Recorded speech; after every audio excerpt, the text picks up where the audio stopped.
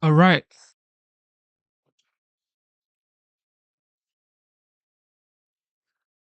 Welcome, everybody. Thank you for tuning into the live show. You know what time it is. It is your boy Genesis. It is currently 1:19 a.m. And of course, today is the 26th of January 2025. I am back for another episode. If you're here, double tap your screen, subscribe to the channel.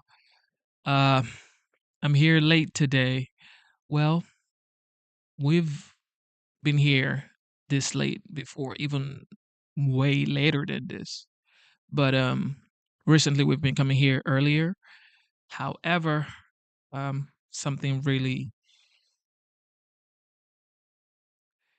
um sad to say, but it happened, and it got me all down all day. You see my eyes, but life goes on, and God is great. That's all I gotta say. God is great. Okay, of course, Trump, like he mentioned, he said he was going to keep the rallies going. Um, yeah, he's here in Las Vegas, Nevada, and here you have it. He kept his promises. He kept his promises on the rallies as well. He said he was going to keep the rallies going. And here he is in Las Vegas, Nevada with another rally. All right, we're going to see this clip right here, and it is going to be fun. It is going to be fun. God is great. God is good. And let's get it.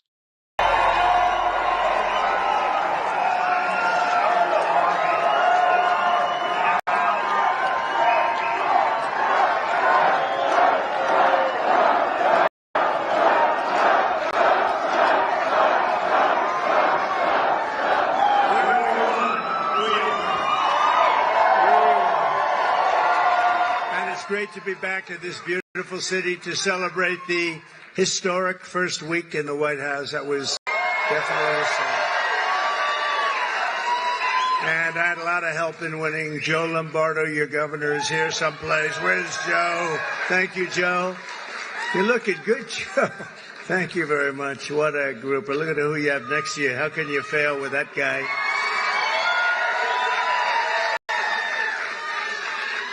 Also, Lieutenant Governor Stavros Anthony. Stavros, thank you very much. Thank you very much. Where are you? There you are, Stavros. You're very good. Is he doing a good job, Joe? I think so, huh? He's all right. Huh? Nevada GOP Chair Michael McDonald. He did something which not a lot of people have been able to do, but I think Republicans are going to start winning the state. You know, typically they don't necessarily do so good. We did really well. We won in a landslide. That's really why I'm here, I must be honest with you. Republican National Committee woman, Sigal Chattah. Sigal, thank you, wherever you may be. Hi, Sigal, thank you very much. Republican National Committeeman, Jim DeGraffenreid. That's a hell of a beautiful name, but I know the name so long, it's easy to say. One of the greatest people, I'll tell you, a man who's done so damn well. I don't know what it is with him. He's just a legend. He's one person, you know, we can all sort of be replaced, although we don't like to think that. Maybe it's not true. But this is a guy that can't be replaced. There's nobody like him. Dana White. Where's Dana White? Where's Dana White? Where the hell is he? UFC. He's great. Are the Nelk Boys here? Oh, yeah, there they are, the Nelk Boys right there. And Rick Harrison. Rick, thank you very much for being here. If you're around here someplace with Dana. Mr. Phil Ruffin, his wife Alexandra, and their two beautiful children, Richard and Marlena. Phil, where's Ruffin? Where's Phil Ruffin? He's right here, so he's some legend, I'll tell you. He's a legend in Las Vegas and beyond. Phil, he's here. He'll be coming out. Today we talk about how we're going to end the economic suffering and stagnation and disaster of the past 4 years and create the 4 greatest years in the history of our country. That's what's going to happen. That's what's going to happen. And as I said in my inaugural address, which, by the way, it got the highest rating in the history of Fox. Did you believe that? That's nice. The golden age of America begins right now, but I have to be honest with you. I'm really here for a different reason. I'm here to say thank you. I went to North Carolina yesterday, and then I flew to see just an unbelievable problem in just a mess in Los Angeles, right? And I said, you know what I ought to do? I want to come to a state known as Nevada. Has anyone ever heard of it? And don't ever mispronounce the name. You're not allowed to do that. You mispronounce the name, you got a problem. You ever see somebody when they say it's Nevada? Nevada? No, they're in deep trouble. I want to come to Nevada to pay my respects because this is the only Republican win of this state in decades, and it was a very big landslide. But I think Republicans are going to win a lot now. But we had a big win, and it was an early win, and that was a bad signal for the Democrats. They heard that we were leading so big here, and Joe helped us so much, and a lot of people in this room helped us a lot. Special group. And so I said, you know what I'll do? We're going to fly around it. And I said, let's fly right over it. Let's land, and I'll do something, and I'll just say it. But I want to say it, and I'm almost saying it right here for the media. I just came here because I wanted to thank the people of Nevada for giving us such a big win.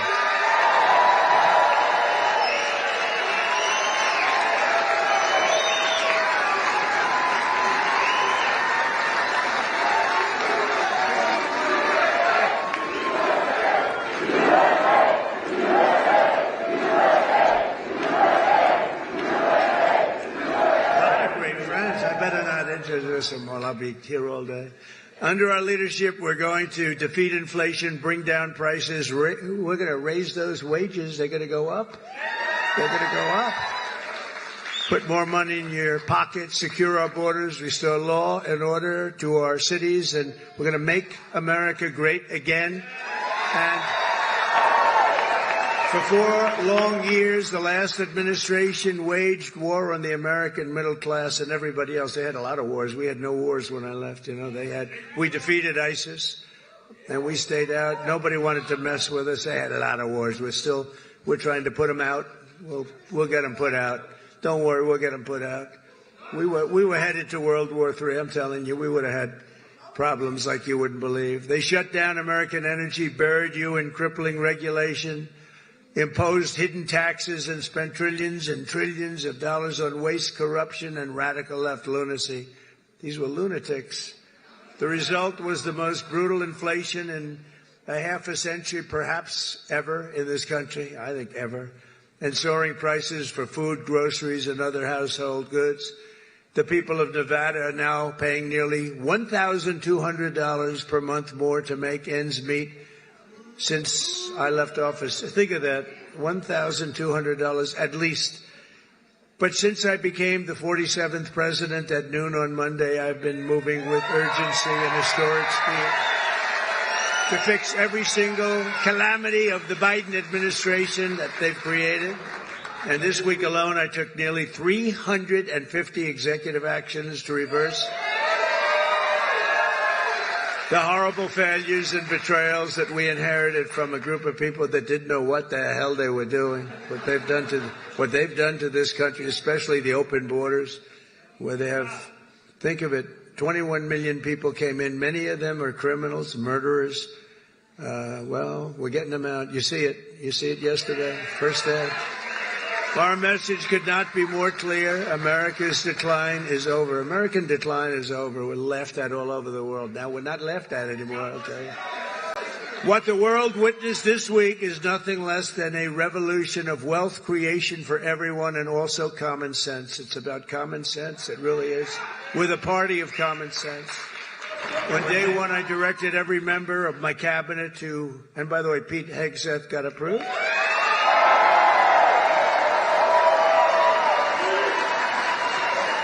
And Kristi Noem just got approved, Governor. She's going to keep it. She's a tough one. She's a tough one. And she's going to do a great job. On day one, I directed every member of my cabinet to marshal all powers at their disposal to defeat inflation and bring down the cost of daily life. We want to bring prices down. Too high. They went way up. They didn't come down. I imposed a federal hiring freeze, a federal regulation freeze, a foreign aid freeze. Oh, that's a nice one. And I created the new Department of Government Efficiency, and we're going to have a lot of good people. We're going to get Elon Musk to get involved in that a little bit. He already is. People like him. I terminated the ridiculous and incredibly wasteful Green New Scam.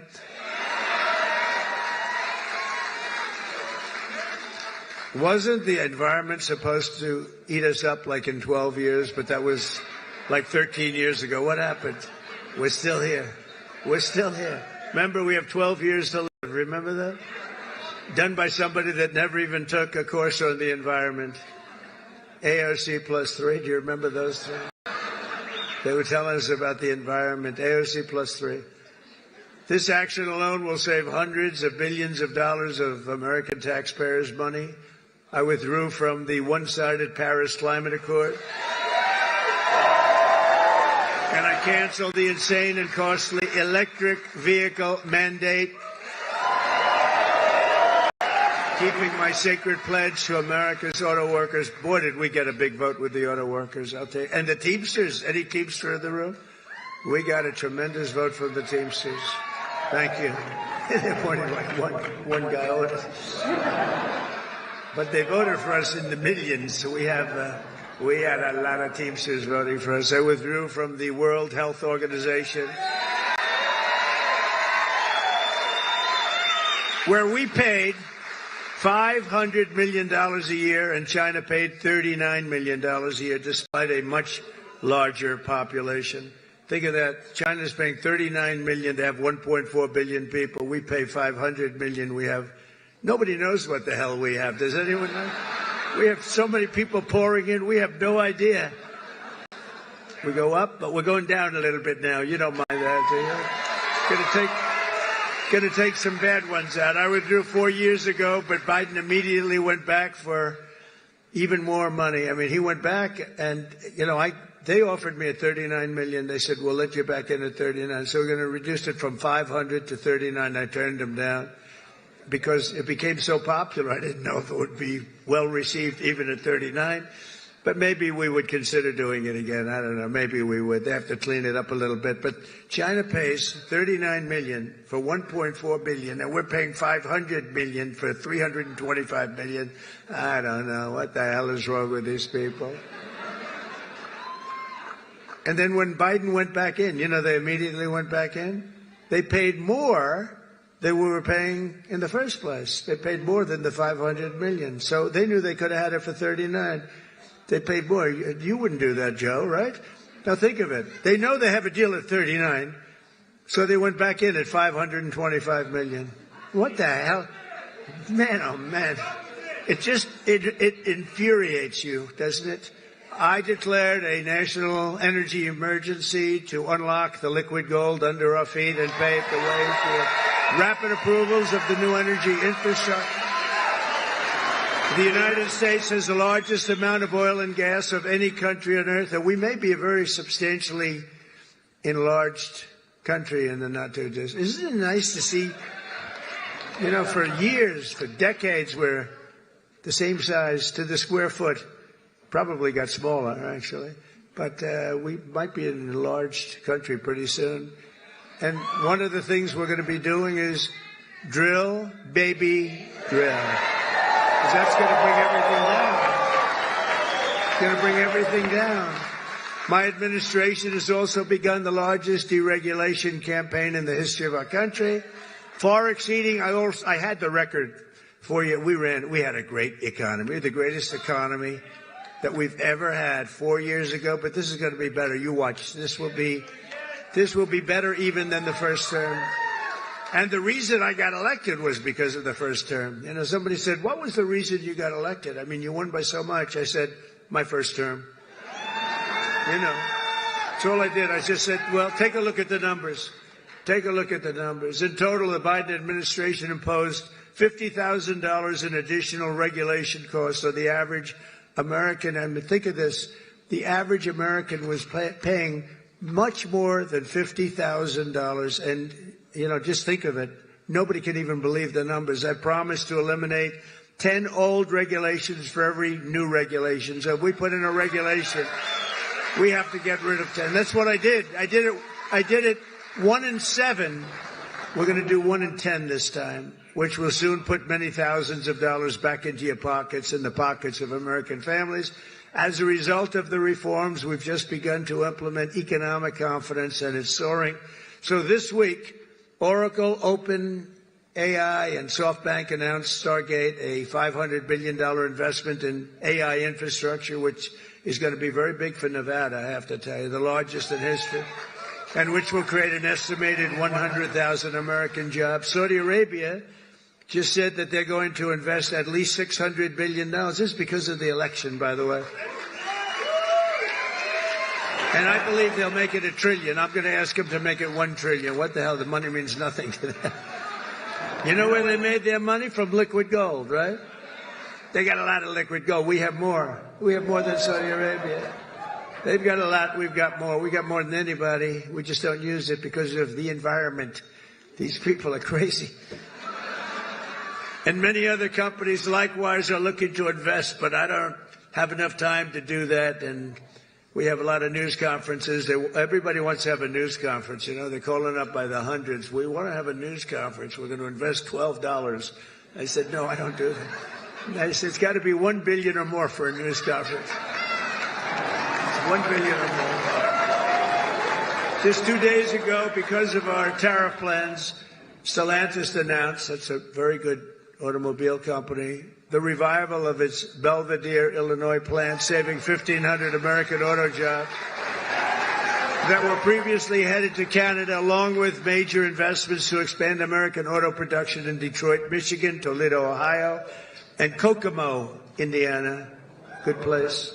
All of these investments are happening only because of our historic victory. And if we didn't win, it'd be just the opposite. They're pulling out. They were pulling out. They were really pulling out. So they would be withdrawing money. Our country was on the verge of some of the very bad things, and bad things were happening. And now there's light not only over America. I've heard it from even our enemies. They call up and they say, sir, we hate you. We do hate you, but there's light over the world right now. They hate me. Some of them hate me. If they liked me, you got a problem, right? They like Sleepy Joe. What's not to like? They'd call up. It's funny. I was told today by one of the big leaders of the world, would call for a telephone call with the President of the United States a year ago. And they'd say, we'd like to speak with, who is this? It's the head of Germany, the head of, name it, the head of France, the name of any country, it didn't matter. He would never pick up the call. They'd say, he'll call you back in 2 months. 2 months. He has his schedule. He's extremely busy sleeping. No. Macron of France, he'll call you back in 2 months. So 2 months comes along and there's no call. They say, he didn't call. The stories are, these stories are not very exaggerated. I want to tell you, they're a little bit for laughter, but, it's only for laughter. The fake news will say, oh, he exaggerated. It was only 1 month, But he'll say he'd call you back, and then he'd never call, and then they could never get him on the phone. And the problem I have is that when I speak to and I speak to them immediately, they'll say, could we speak to the president? Would that be possible? We could do it any time over the next month. They're so used to this, right? I say, no, I'll pick it up right now. Is he on the phone? Yeah, hello, how you doing? That's what, get it over with, right? Get it over with. The only problem, they were so starved for love from the United States, I cannot get them off the phone. I can't get people, if you can't, I say, I have to go now, King, or I have to go now, President. But you can't get them off the phone. They're starved for love. For years they haven't spoken. They didn't even know we had a president, if you want to know. But under our leadership, America is back open for business, and It's really a big deal. It's really a big deal. And they have, though. They said, there's like a light all over the world now. It's not just here. We feel a light over our country. Everyone does. But there's a light all over the world. We've accomplished more in 1 week than other administrations have accomplished in 4 years, and we're just getting started. We got rid of the woke. We got rid of the woke crap. What a lot of stuff.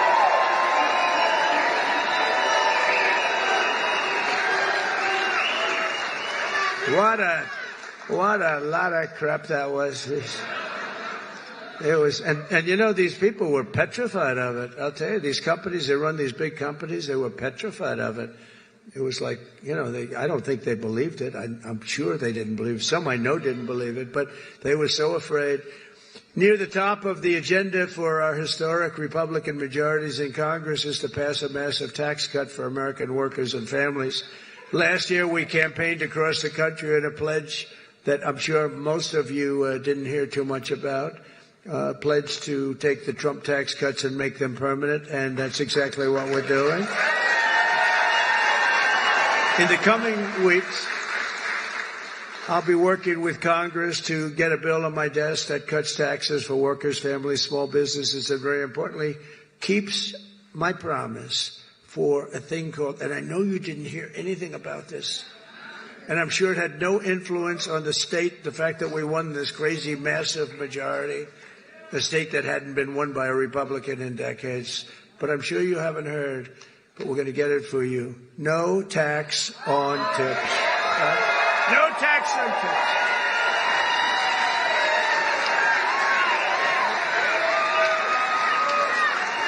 So if you're a restaurant worker, a server, a valet, a bellhop, a bartender, or one of my caddies, I go through caddies like candy. If I play badly, I always blame my caddy. Or any other worker who relies on tipped income, your tips will be 100% yours. Won't that be? Joe, Governor, do you think that had an impact on the election? You do? Like what, a half a point? Pretty big. You had an impact, let me tell you. Nationwide, over 4 million workers depend on tip income, including an estimated 700,000 single moms. And here in Nevada, we will have a quarter. Think of it. A quarter of the typical restaurant worker's pay comes from tips. I didn't know that much. That's a lot. You haven't been reporting them for the last 10 years. So here's our deal. We're going to have no tax on tips from now on, but we're going to go after you viciously for all the money you didn't report for the last 10, 15. We're going to go after you for all the money you didn't report for. I'm only kidding. I'm only kidding. I have to say to the fake news because they're going to say Trump is after all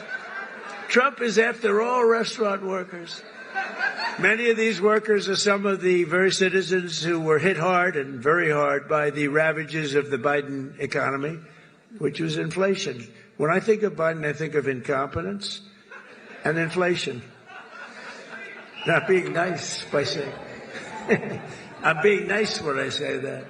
Yet even in the midst of the suffering he created, Joe Biden launched a cruel campaign to extract more money from tip workers. And that's what happened. I'm telling you, a young waitress, I won't say beautiful because you're not allowed to say that as a politician.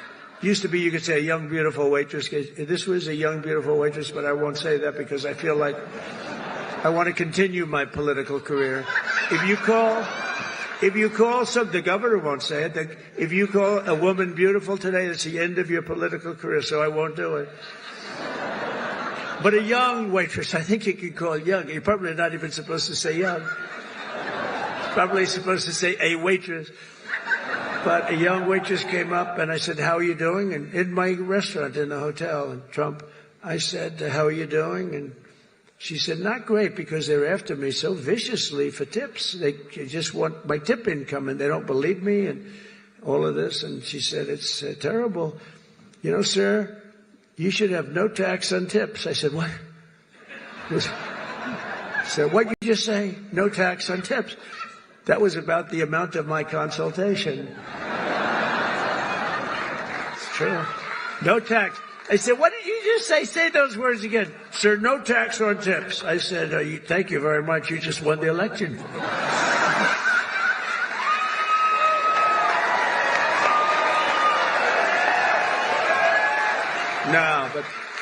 No, we did research into it. I think it's going to be great. But under the Trump administration, the forgotten men and women of our country are going to be forgotten no longer. You know that. They weren't forgotten 4 years ago. On day one, I immediately halted the hiring of any new IRS agents. You know, they hired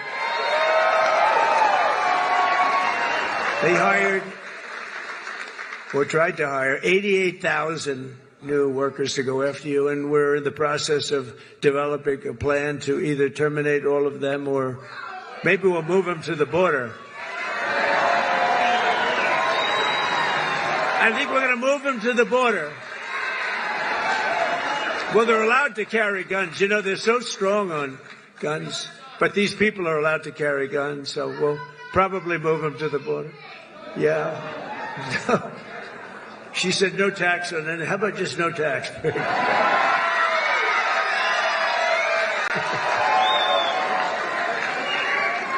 can do that. You know, if the tariffs work out like I think, a thing like that could happen if you want to know the truth.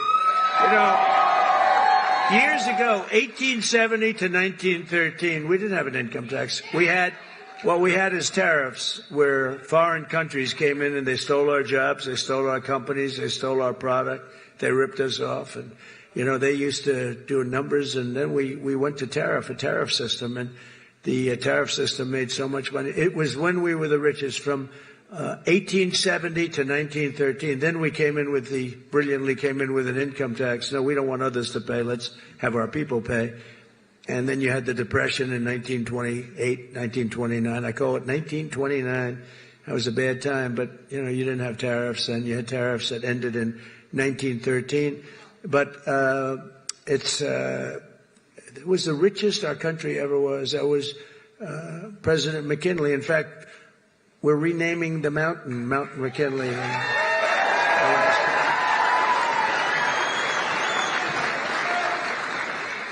You know what else we're renaming? We're renaming the Gulf of Mexico into the Gulf of America.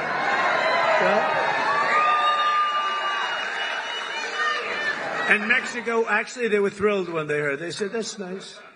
A few months from now, when I sign our tax cut into law, we're going to deliver for the tip-earning men and women who make it all work. I mean, it's going to be something very special, I think, for you. It's going to be a big difference.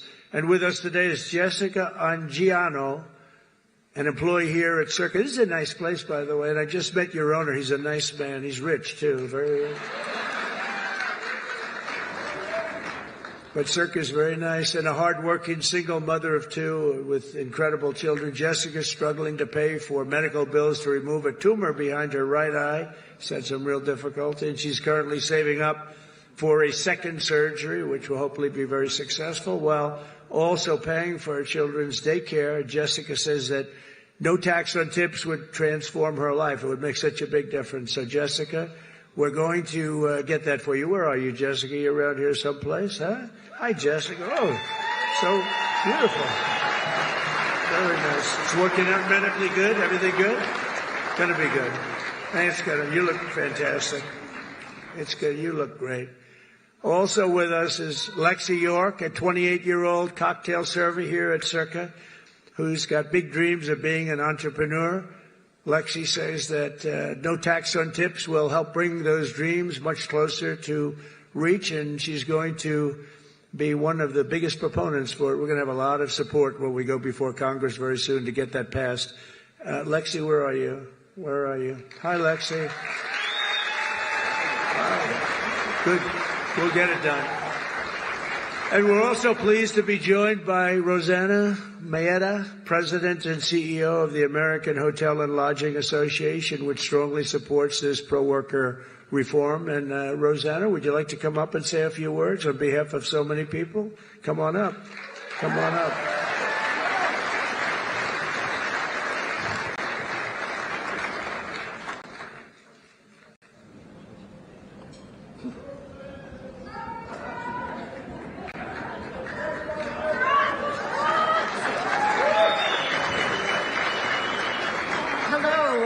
Mr. President, on behalf of the American Hotel and Lodging Association, I'm so honored to be here today.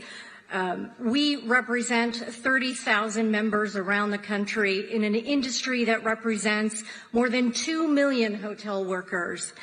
And I'm here to tell you that the American dream is alive and well in the hotel industry today.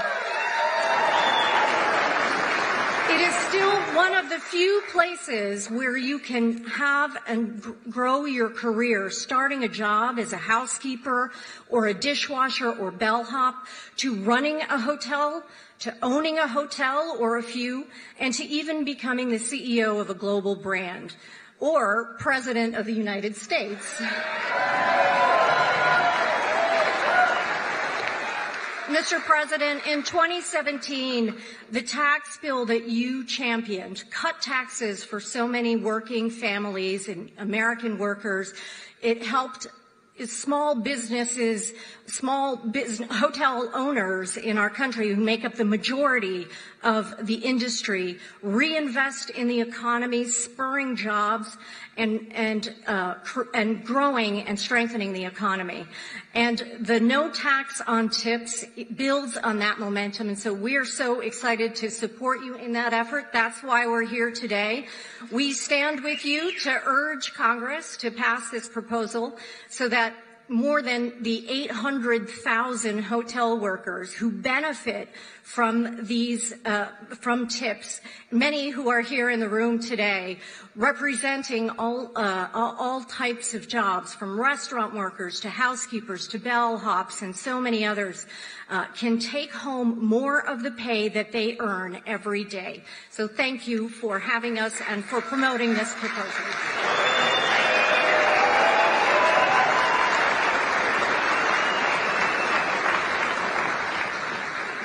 Thank you very much, Jessica. Great. After 4 long years, and these were long years of a government that always put you last. They put America last, they put you last, they put everybody last that was associated with us. You once again have a president who's putting our workers first, putting our families first, and above all, putting America first. And we're going to keep America first, and you see it.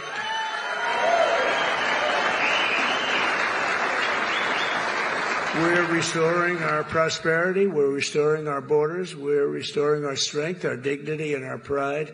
We've been hurt badly by this group of people. This group of people, they didn't have a clue what the hell was happening. It's so disgraceful that they were allowed to do it. But quite honestly, we're restoring our country. Within hours of taking the oath of office, I declared a national emergency at our southern border.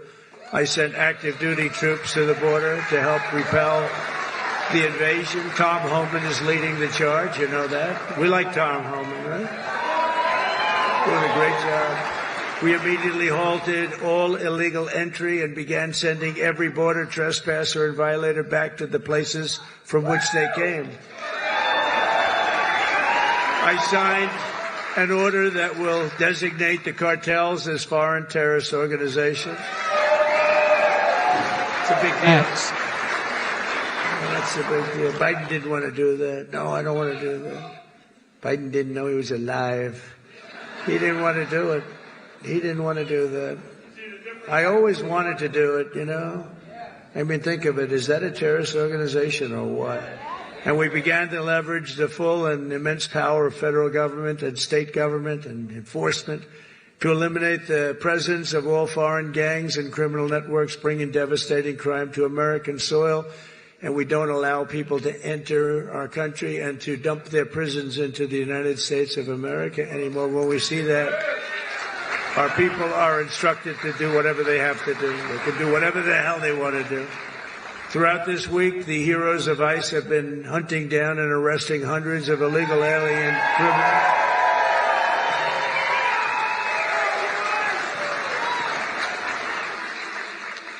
And its immediate expulsion, including those with charges of convictions for rape, child sexual assault, terrorism, and even murder. Members of the savage Venezuelan prison gang known as Tren de Aragua. You know that gang? This is not a nice group of people. They formed in prison, and then they dumped their prisons into our country. So we had them. We had them all over the place. Ask Colorado. The governor of Colorado he doesn't know what to do about it. They're all over the place. We'll get them out. We'll get them out.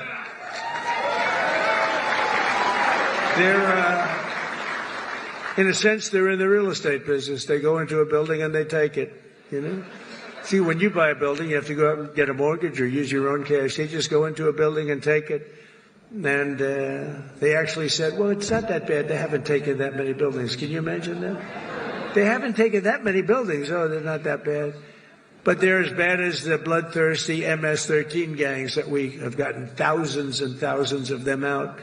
In fact, over 11,000 murderers were released into our country by other countries all over the world because of Biden's open border policy. And when I heard about that, I said, everybody's going to empty out their prisons into our country. I said that. I'd do that if I were heading up any one of the many countries that you know about, not just South America, all over. They take their prisons, their mental institutions, and they empty them out into our country. Can you imagine a person doing this? Can you imagine somebody doing that to our country?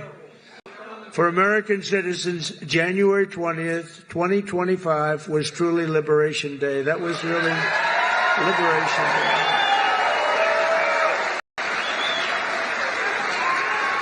This week, I also signed an order to end the weaponization of our government against American people and political people like me. We never had a thing like that. He went after his political opponent. Who would have thought he helped me? I think he helped me get elected, Joe. You want to know the truth? I became much more popular. I'm the only guy that ever became more popular when something like that happened. But these guys were just so inept. We had the guy deranged, Jack Smith, deranged. He was a deranged human being. But they thought this way Biden could sneak by and he could win an election, another cheating in another election. That's what it was. But we won. We won. You think that was fun? You think that was easy? It wasn't fun.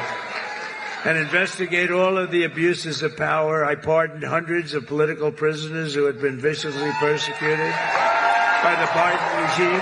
Hundreds of people were persecuted, including Christians, pro-life activists, 2 Washington, D.C. police officers just yesterday, whose lives were destroyed from chasing down a dangerous illegal alien criminal.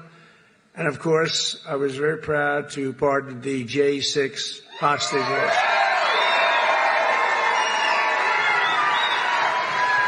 Once and for all, I stopped government censorship, and we brought back free speech in America. We brought it back. We did more of this last week. People can't even believe it. I also signed an order to declassify and publish all remaining files related to the assassinations of President John F. Kennedy, Robert Kennedy, and Martin Luther King, Jr. I signed an order that will end all of the lawless diversity, equity, and inclusion nonsense all across the government and the private sector. We abolished 60 years of prejudice and hatred with the signing of one order, all approved by the United States Supreme Court. We're allowed to do it because we are now in a merit-based world. We're a merit-based country. Did you ever think you were going to hear that again? It's based on merit. If you've got the talent, if you've got the work, the ethic, the whole thing, it's based now on, it's not based on any other thing, it's based on merit, it's based on your capability. The United States has now become, again, a meritocracy. Isn't that a beautiful word, a meritocracy? Based on merit. If you do your job well, you're going to go places. And I made it the official policy of the United States government that there are only 2 genders, male and female.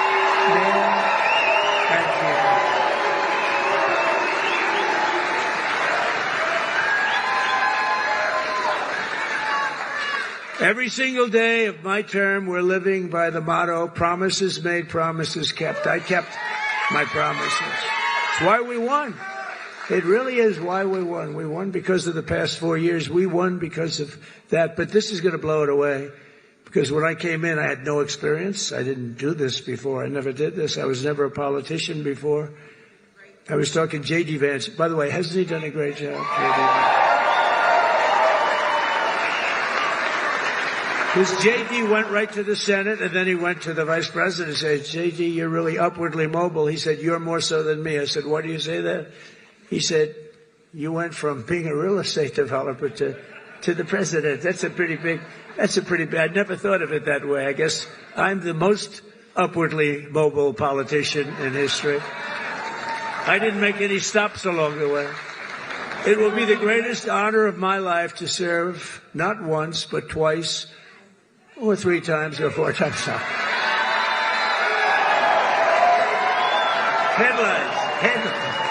Headlines from the fake news. Now it will be to serve twice. For the next 4 years, I will not rest. I will not yield. And together we will not fail. We will win, win, win. We will bring back the American dream. We're going to bring it back. You know, in recent years, our nation has suffered greatly, but we are going to make it great again, greater than ever before. We'll be a nation like no other, full of compassion, courage, and exceptionalism. That's what we're doing, and that's what it's all about. And you see that.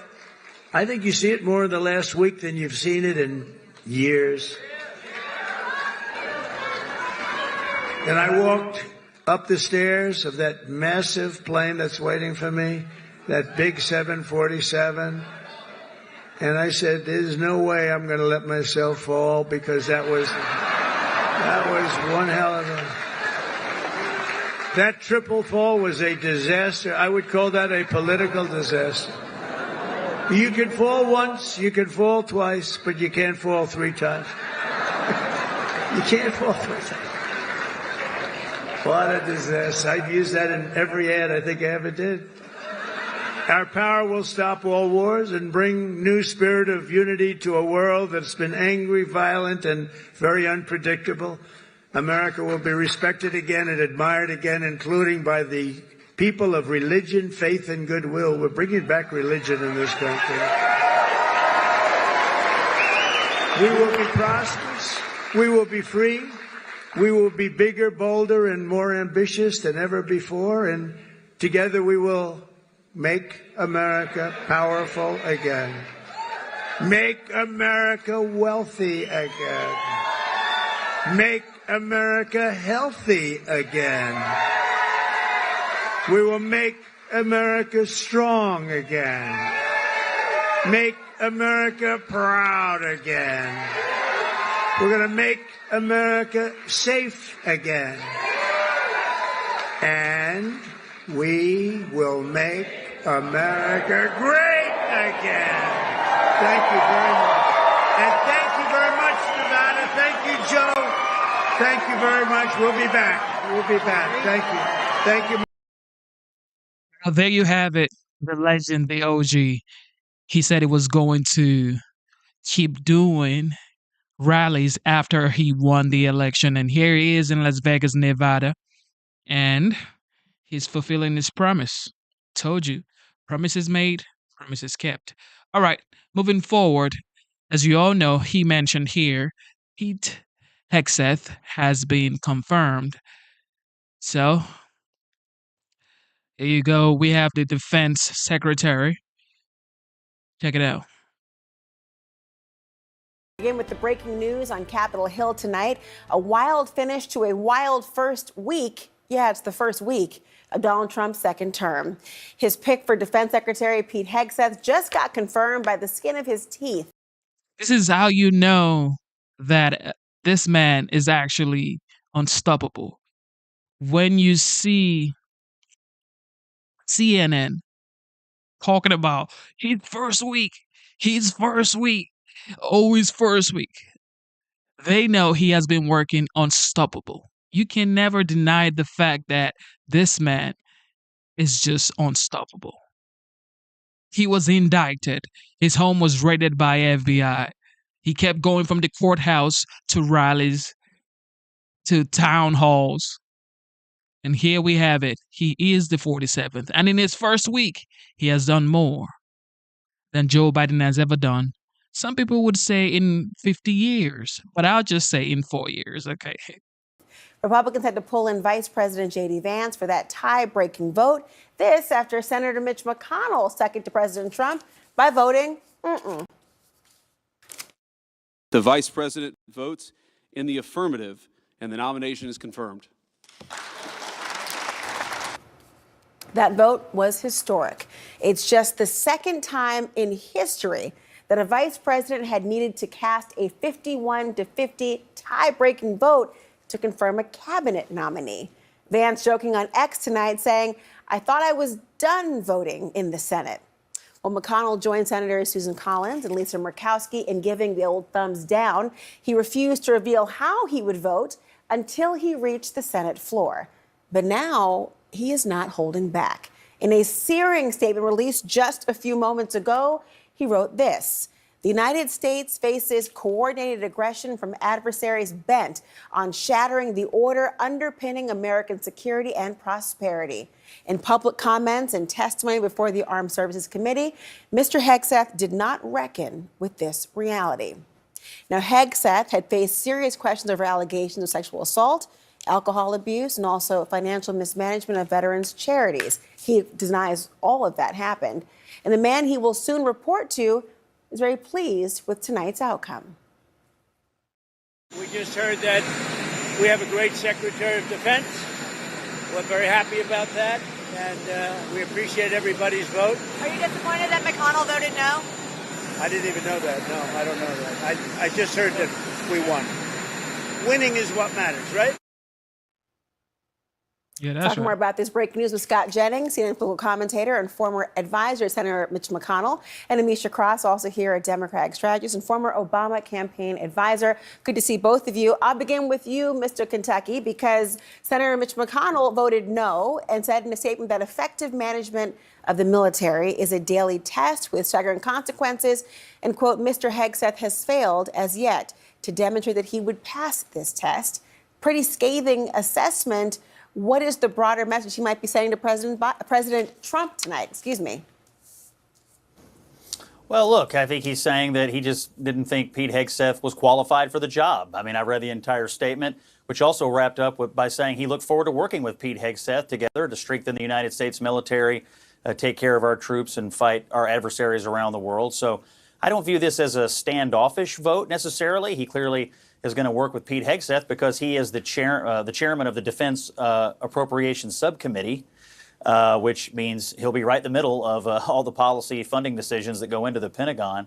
And I also think it doesn't really portend anything else. I think he's likely to vote for virtually all the other nominees, maybe a couple of other exceptions, and he's already voted for several to date. So, you know, I think for McConnell here at the end of his career, I think he's hyper-focused on national security matters, and he had an opinion about this, and you know, he's like every other senator. He gets one vote. I happen to think Hegseth was an interesting choice, and thought he deserved a confirmation, which he ultimately did get thanks to the tiebreaker. So I wish him great success. I do agree with Mitch McConnell that this is a time of great consequence, and I also think that the Pentagon hasn't been all that well run for the last 4 years. We do need change. You know, he did say on that very point that a change agent was not going to be enough to persuade him. He wanted something more substantive to sink into. But he also told our colleagues of telling our own Manu Raju that he is telling his colleagues that he is unshackled. And so this idea of him being towards the end of his Senate career, he seems to be all out of concern for how he might be viewed by, say, the President of the United States and trying to stick in the loyalty line. What might this mean for Tulsi Gabbard or RFK Jr. or Kash Patel? Or is this unique in your mind?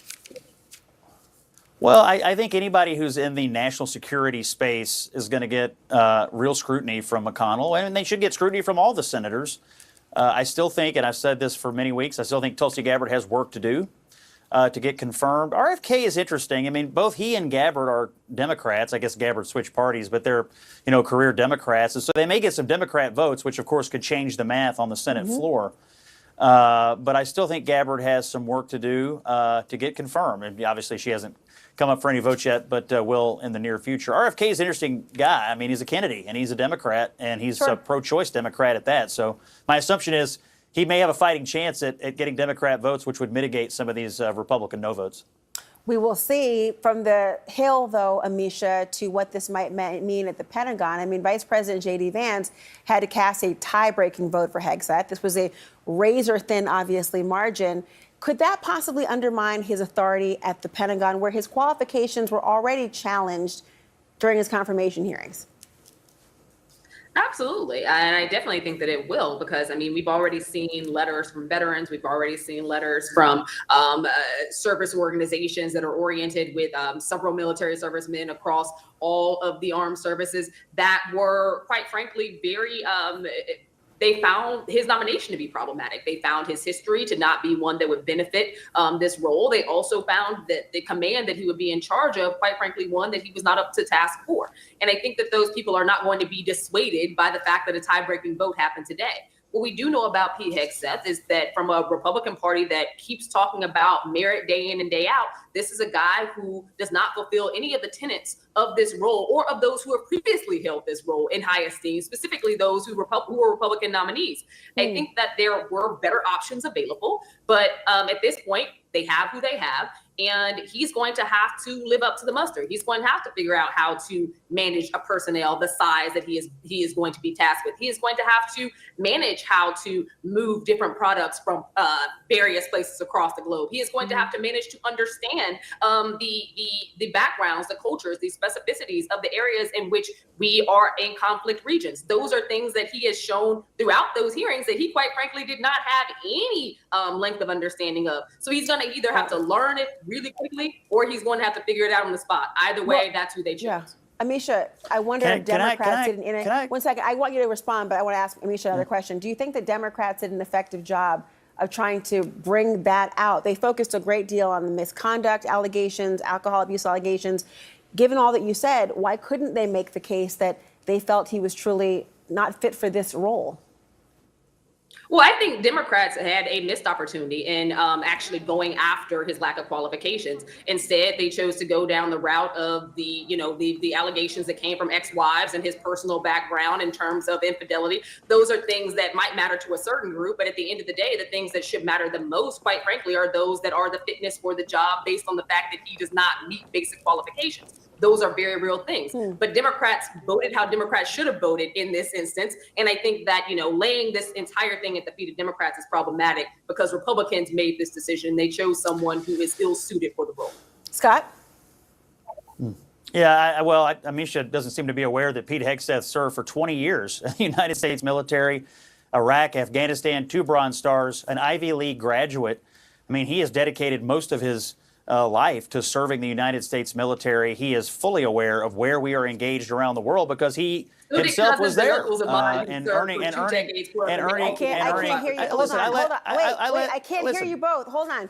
I want to go back to you, Amisha. Yeah, I know. It's because she won't stop interrupting me. Well, excuse me. I'll let you finish, please, Scott. Then I'll go back to Amisha. It's awfully hard when we're remote. Go ahead, Scott. Yeah, good. So again, he has served overseas in hotspots where he was decorated for doing so. I think he's quite aware of what our servicemen and women are facing in hotspots around the world because he himself lived it. He's also quite aware of what they face when they get back home because he has also lived it. And the one thing he is not, and I will grant you this, he is not a D.C. insider. He is not a career bureaucrat. He is not the expected Washington choice.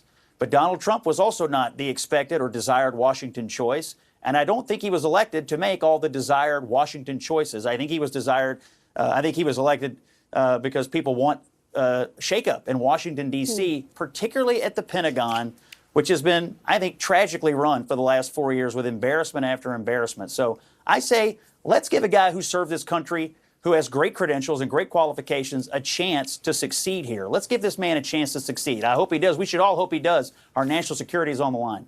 Amisha, I know we have very little time. Please respond. I mean, isn't that common sense? You should support the person in charge of defense. Same thing with the commander-in-chief. I see some people saying in the chat, well, Trump is going to fail. Trump is going to fail. If he fails, he is the president of the United States. So you want the United States to fail? Respond.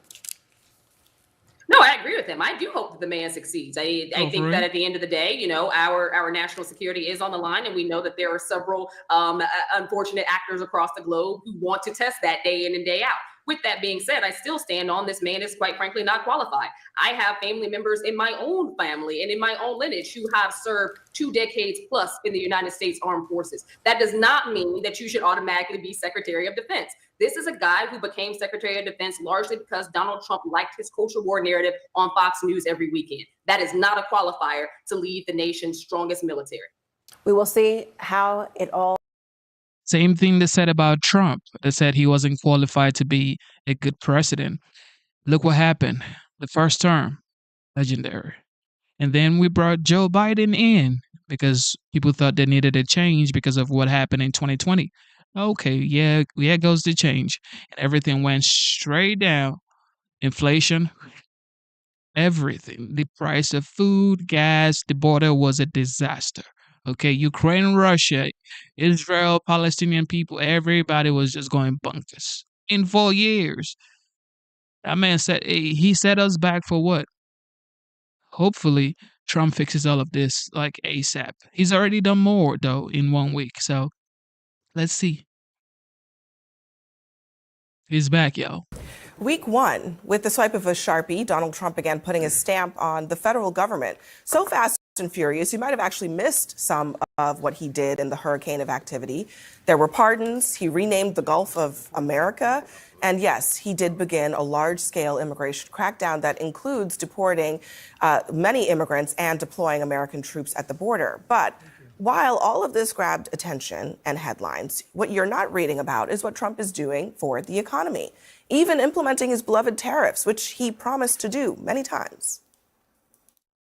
I'm going to inform her on day 1 or sooner that if they don't stop this onslaught of criminals and drugs coming into our country, I'm going to immediately impose a 25% tariff on everything they send in to the United States of America.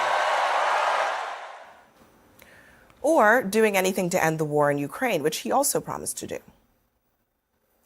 That is a war that's dying to be settled. I will get it settled before I even become president. If I win, when I'm president-elect, and what I'll do is I'll speak to one, I'll speak to the other, I'll get them together. So despite all the flash this week, the question is whether the hard stuff can still get done, and that whether or not all of this is about a photo op. Joining us at the table is CNN economics commentator Catherine Rampell. She's a Washington Post opinion columnist. Catherine, I want to start on the economy because we know that is the most important thing to Americans. It's the source of their dissatisfaction with the Biden administration, and they believed Trump when he said he would fix it. I want to play for you what he said at Davos this week about how he would fix it. I'm also going to ask Saudi Arabia and OPEC to bring down the cost of oil. You got to bring it down. If the price came down, the Russia-Ukraine war would end immediately. Right now, the price is high enough that that war will continue. You got to bring down the oil price. You got to end that war. They should have done it long ago. They're very responsible, actually, to a certain extent for what's taking place. Millions of lives are being lost.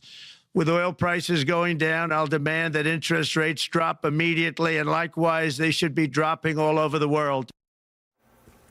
So if you follow that, what he's saying is that he's going to get the Saudis to bring down the price of oil, and then he's going to use that to pressure the Federal Reserve to bring down interest rates, and that is going to be how prices are going to go down for Americans. Look.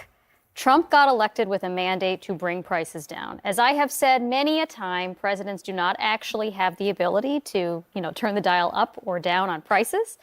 And in fact, Trump doesn't even have concepts of a plan for dealing with inflation. He signed an executive order that basically assigned his cabinet members to come up with concepts of a plan for dealing with inflation, for bringing down costs.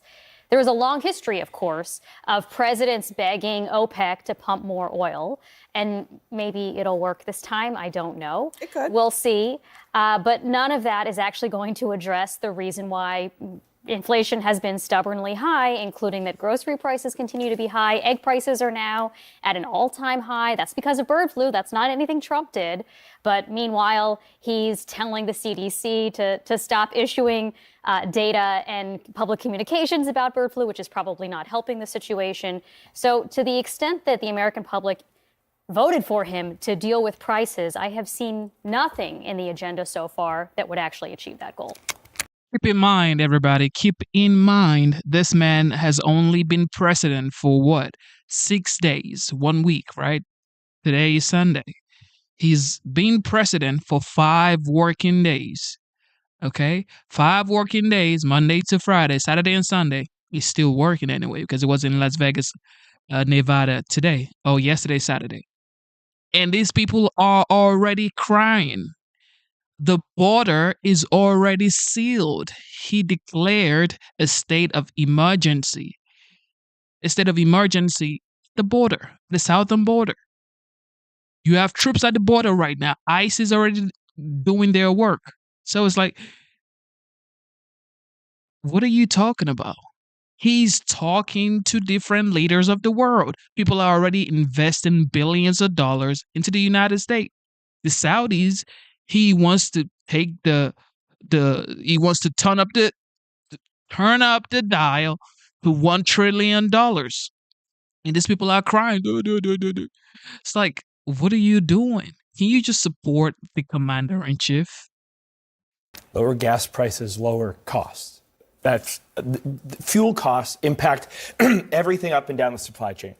It's one of the key factors. When price of gasoline goes up, the price of every good goes up. Gas has come down a lot in the Sure, past and year. it will go down more if he has Saudi Arabia playing ball. And they showed last administration, Trump 1.0, that they were willing to play ball. They came to the table to negotiate with Israel over normalizing relations. They did lower gas prices and increase demand. They also raised gas pumping. prices when he asked them to during COVID. They are actually, just yesterday, they announced that they're going to invest $600 billion more in the United States.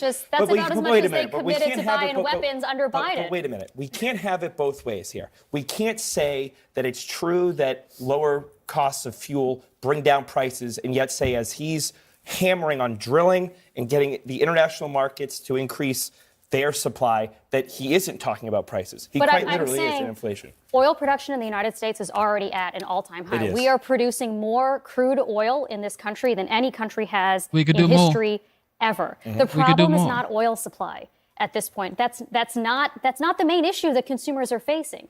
The main issue is that there are other categories of goods and services that have very high prices that Trump has done nothing to do. And in fact, he actually undid a Biden-era executive order to try to cap out-of-pocket costs on prescription drugs, which is something that healthcare, housing, none of this is going to help any of that. These are all things. I mean, look, just straight up from a numbers perspective. Listen to these folks talk. This is just 7 days into this man's term. He has 4 years to work, okay? But he's shown Trump is so high level that you have to compare his 7 days to Biden's 4 years.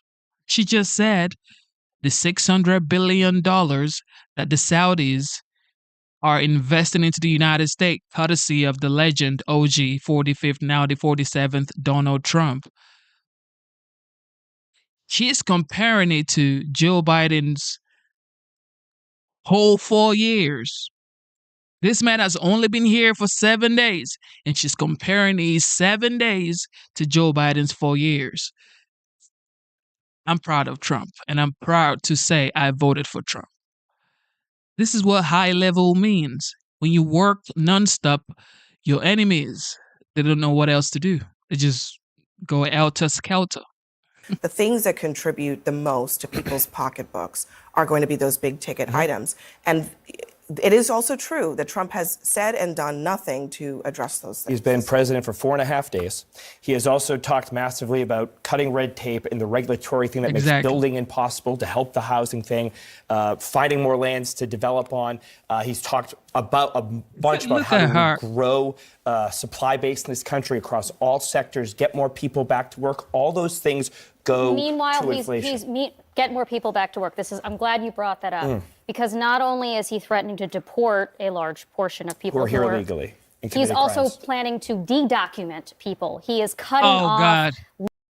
Oh, God. I don't know why she keeps looking to the side. Is it like on cue? Oh, okay, yeah. Am I making a point that is going to like catch a headline.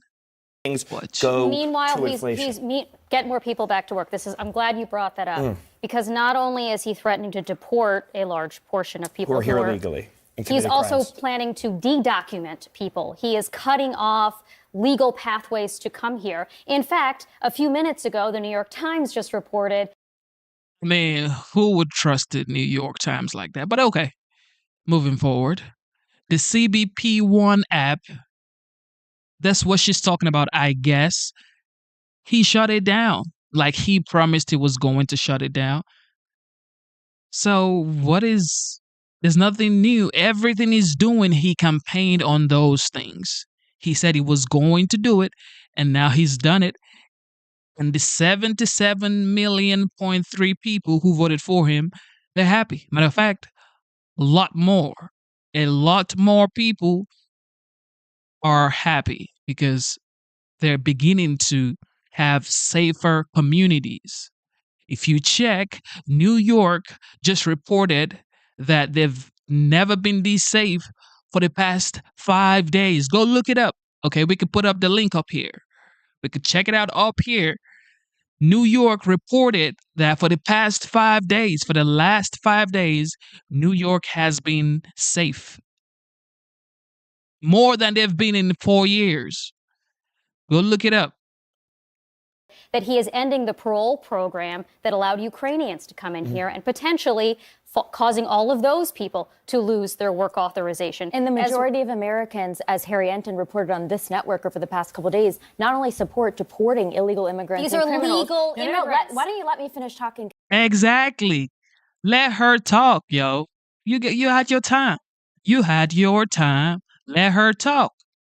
Come in here and potentially causing all of those people to lose their work authorization. And the majority of Americans, as Harry Enton reported on this network over the past couple of days, not only support deporting illegal immigrants. These are legal immigrants. Why don't you let me finish talking, Catherine? Because you interrupted me, and I'm going to finish what I have to say. Not only do they support deporting illegal immigrants, people who have committed crimes, but they also support less immigration as a whole, which was something surprising to many people as that poll came out.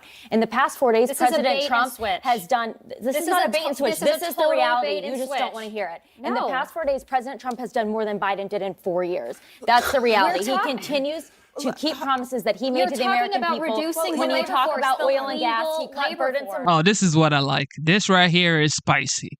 When you've done so good for the past 4 years, well, for the past, I mean, look, I'm equating Trump's 5 days to 4 years because he's so great. He's been working nonstop. So we're going to go back and listen to this because this is way too sweet. Yo.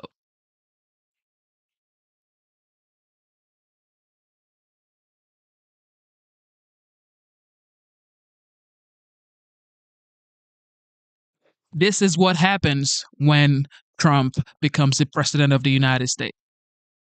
He's also planning to de-document people. He is cutting off legal pathways to come here. In fact, a few minutes ago, the New York Times just reported that he is ending the parole program that allowed Ukrainians to come in here and potentially causing all of those people to lose their work authorization. And the majority of Americans, as Harry Enton reported on this network over the past couple of days, not only support deporting illegal immigrants. These are legal immigrants. Why don't you let me finish talking, Catherine? Because you interrupted me, and I'm going to finish what I have to say. Not only do they support deporting illegal immigrants, people who have committed crimes, but they also support less immigration as a whole, which was something surprising to many people as that poll came out. In the past 4 days, President Trump has done. This is not a bait and switch. This is the reality. You just don't want to hear it. No. In the past 4 days, President Trump has done more than Biden did in 4 years. That's the reality. He continues. Exactly. That is the reality. Okay. The legend, the OG, the 45th, now the 47th, has done more than Biden has done for the past 4 years. Easy, straight to the point. He's been working nonstop. He visited North Carolina. He's visited California. What? He's only been here for 5 working days.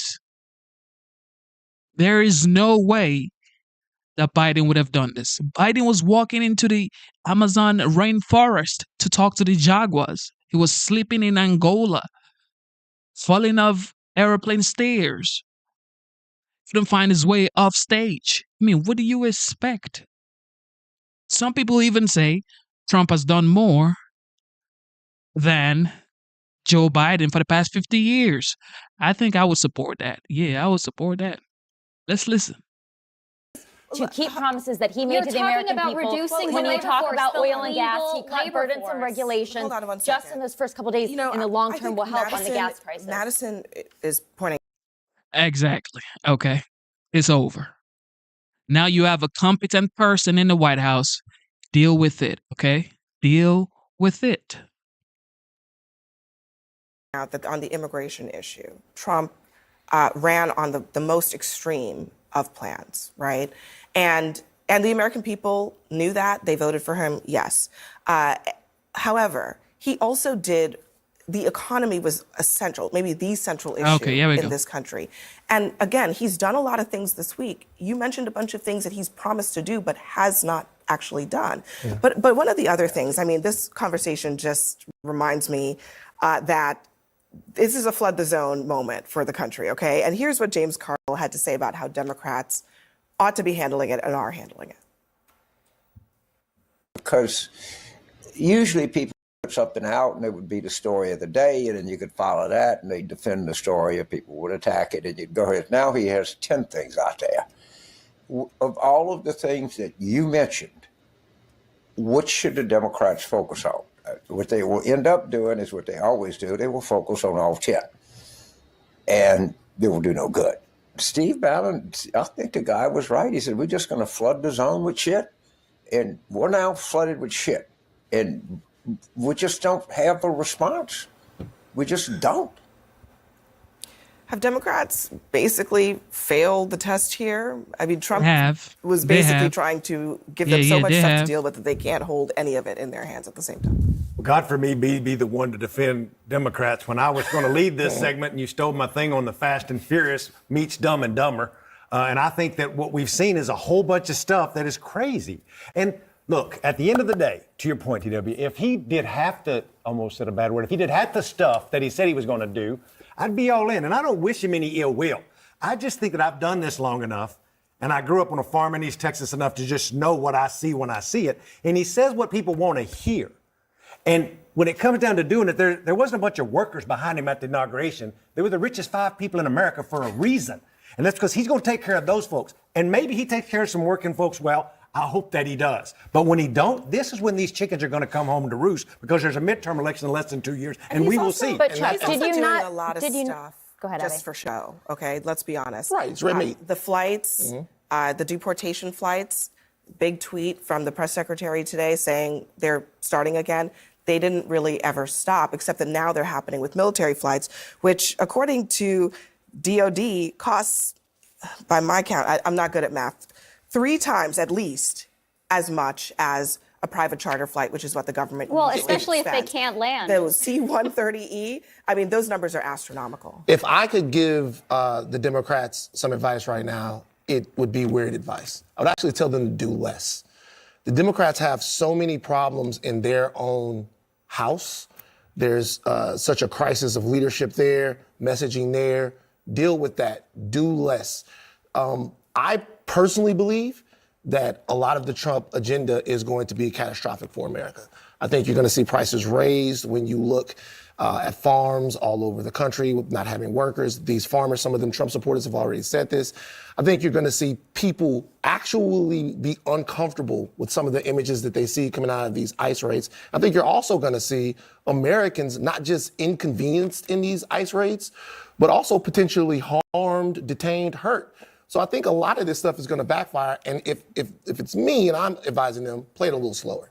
Yeah, I think we saw him on the campaign trail repeatedly make promises about here's what I'm going to do immediately when I get into office when it comes to the border, when it comes to immigration. A lot of what Biden did getting in is what caused us to see those numbers go up so much. What did Trump do as of the past 4 days? He declared a national border emergency. He ended birthright citizenship. He ended catch and release. He reinstated Remain in Mexico. He designated cartels as foreign terrorist organizations. The list goes on and on and on, but we're seeing those numbers come down already. We'll continue to see them come down. And what did the Biden administration administration and Democrats do when supposedly Democrats on this network arguing, hey, we had the list of these people before. Why were they not gone before Trump took office Monday? These are criminals, a lot of them in gangs. And Don't look at her, bro. Don't look at her, bro. Don't look at her, bro. She can't save you, bro.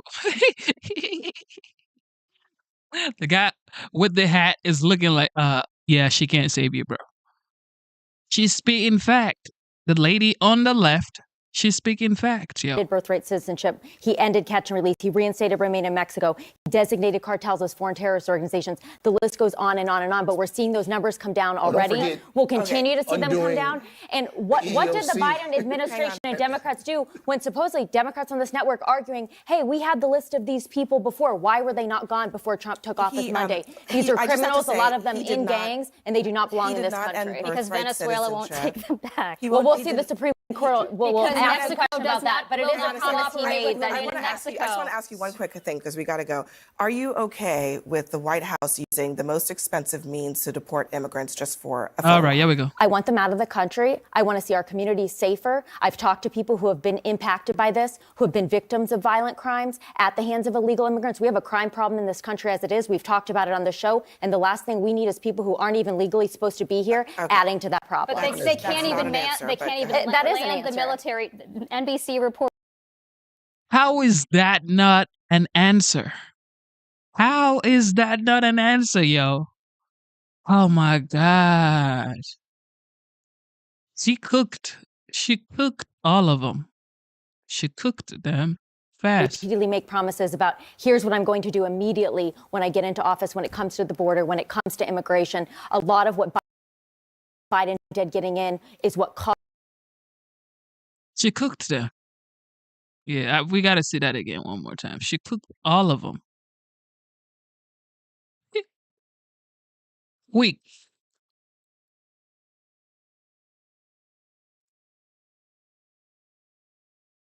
Yo, this lady right here, she cooked every single person on here. It's me, and I'm advising them, play it a little slower.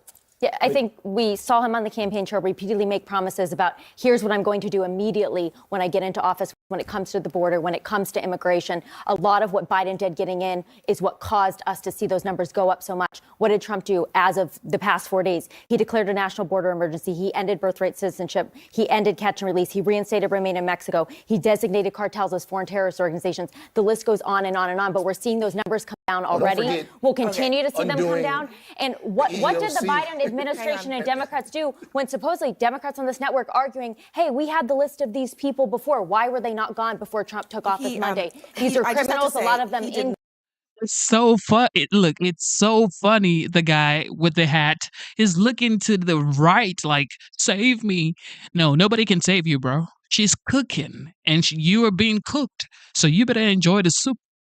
And they do not belong in this country because Venezuela won't take them back. Well, we'll see the Supreme Court will ask the question about that, but it is a promise he made that in Mexico. I just want to ask you one quick thing because we got to go.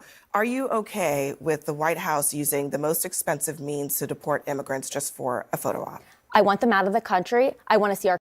It's not a photo op. Go tell Laken Riley's family that it's a photo op, okay? Go talk to Laken Riley's family and tell them, well, it's a photo op.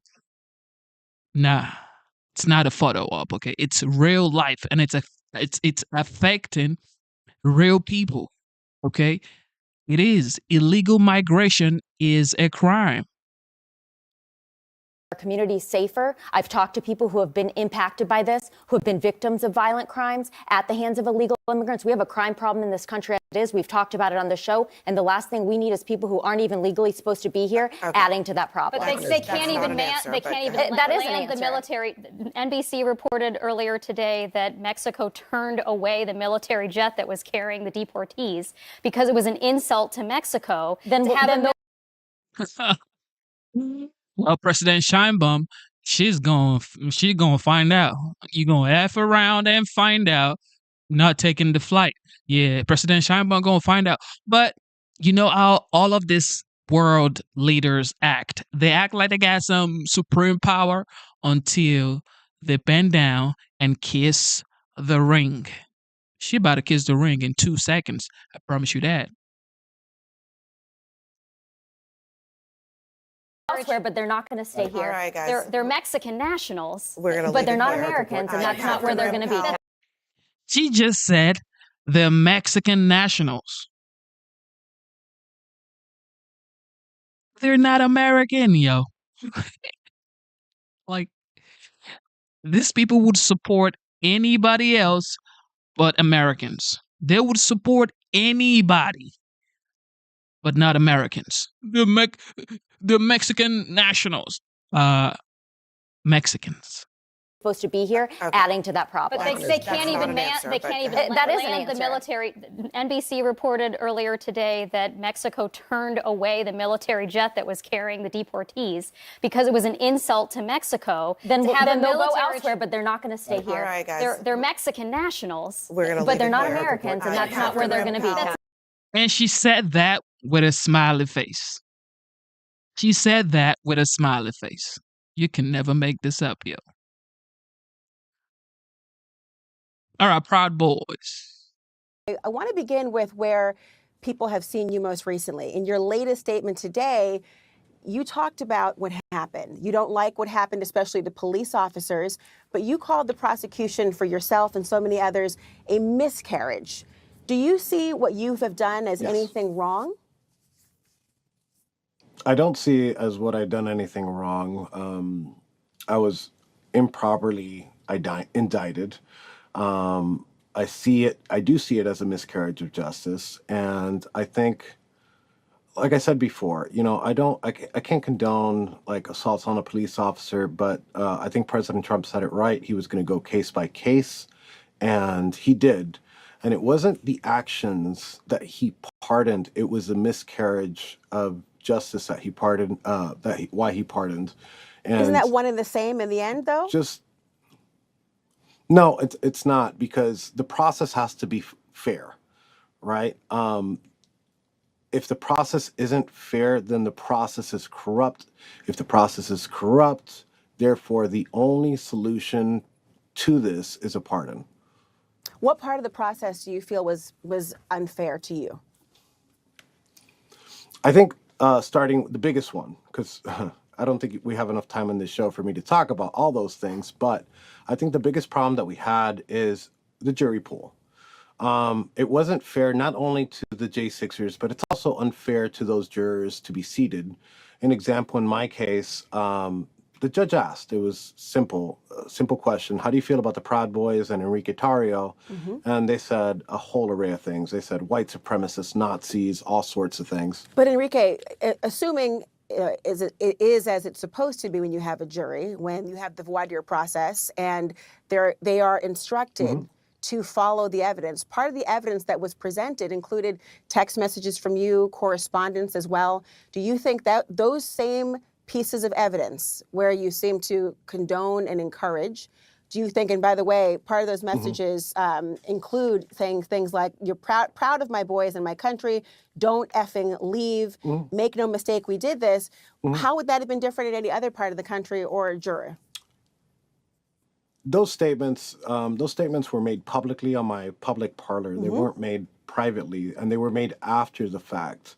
Did I celebrate the situation that was happening at the Capitol as I saw it at that very moment when I posted it? Absolutely. I think a lot of America celebrated what happened at the Capitol. Whether they like it, whether some people like those statements or not, I mean, that's just reality and it's a fact. A lot of people condemned it as well.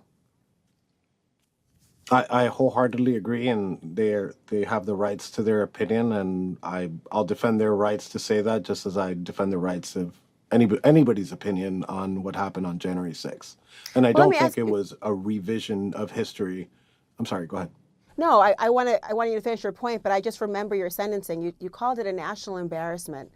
You spoke about how you felt about, you apologized to police officers and lawmakers who fled in fear that day. One of the things you said was, I am extremely ashamed and disappointed that they were caused grief and suffering, and I will have to live with that shame and disappointment for the rest of my life. I thought of myself morally above others, and this trial has humbled me and showed me how wrong I truly was to believe that. So sitting here today, do you no longer believe those statements? I want to be clear. When I say I am sorry or I apologize for Mhm. those to those officers that were assaulted and those members of Congress that were scared, I want to be clear.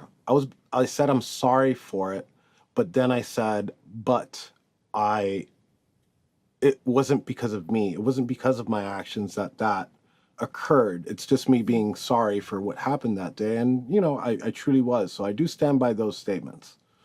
You know, I am curious why you celebrated the actions that day. What did you believe was happening? And did you believe that members of your organization were involved in the violence? As of right now that I can think of, no Proud Boys were convicted of like direct assault on a police officer. They walked in and they walked out. Well, you say they walked in and walked out. Dominic Pizzola, who's a member of your group, as I understand it, smashed open a window. Mm-hmm. He allowed rioters to enter the Capitol, quote, robbed a Capitol police officer of his riot shield. That's not just walking in and out. And the reason I understand that you were saying that you were innocent of the charges that you were indicted of, it's being very dismissive of what has been alleged and what we've seen, don't you think? Well, here's another thing in my case with Dominic Pizzola, and Dominic Pizzola could probably talk to you about his actions that day, but they superseded the indictment and they brought Dominic Pizzola in because they didn't have enough on Ethan Nordine, myself, Joe Biggs, and Zachary Real. He was actually what the DOJ did with him is they paraded him from different indictments as time progressed in order to muddy the waters for the situation of other defendants also. But he was violent that day, whether he was part of a superseding indictment.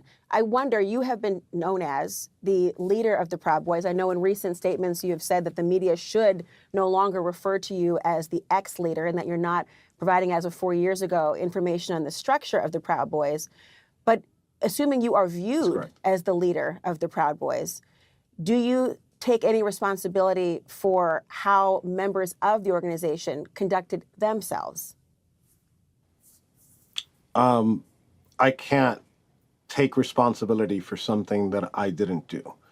So you take issue with the prosecutors even presenting evidence that you encouraged those members, that you weren't hands off? I didn't really know what was going on, but I did see, and to me, what I really thought was, some Trump supporters took a Capitol tour and went wild. I didn't know that somebody had broken into the building. You really didn't think that it happened, Enrique? I mean, it strains credulity for me. I mean, given that you had this, I think it was called the Ministry of Self-Defense, people looked at you and the trial proceeded. And again, I understand that you have been pardoned and the case has been prosecuted and has been convicted. But I want to stay on this point. You really didn't know that there was an extent of the violence that took place as you were celebrating or watching it? You had no part in the plan. At the very moment, the scenes that you're showing right now, at that very moment, that's not what I tuned into. But at the very least, you knew it wasn't a tour of some Trump supporters in the Capitol, right? We can be honest about that. I would wholeheartedly agree that it definitely wasn't a tour.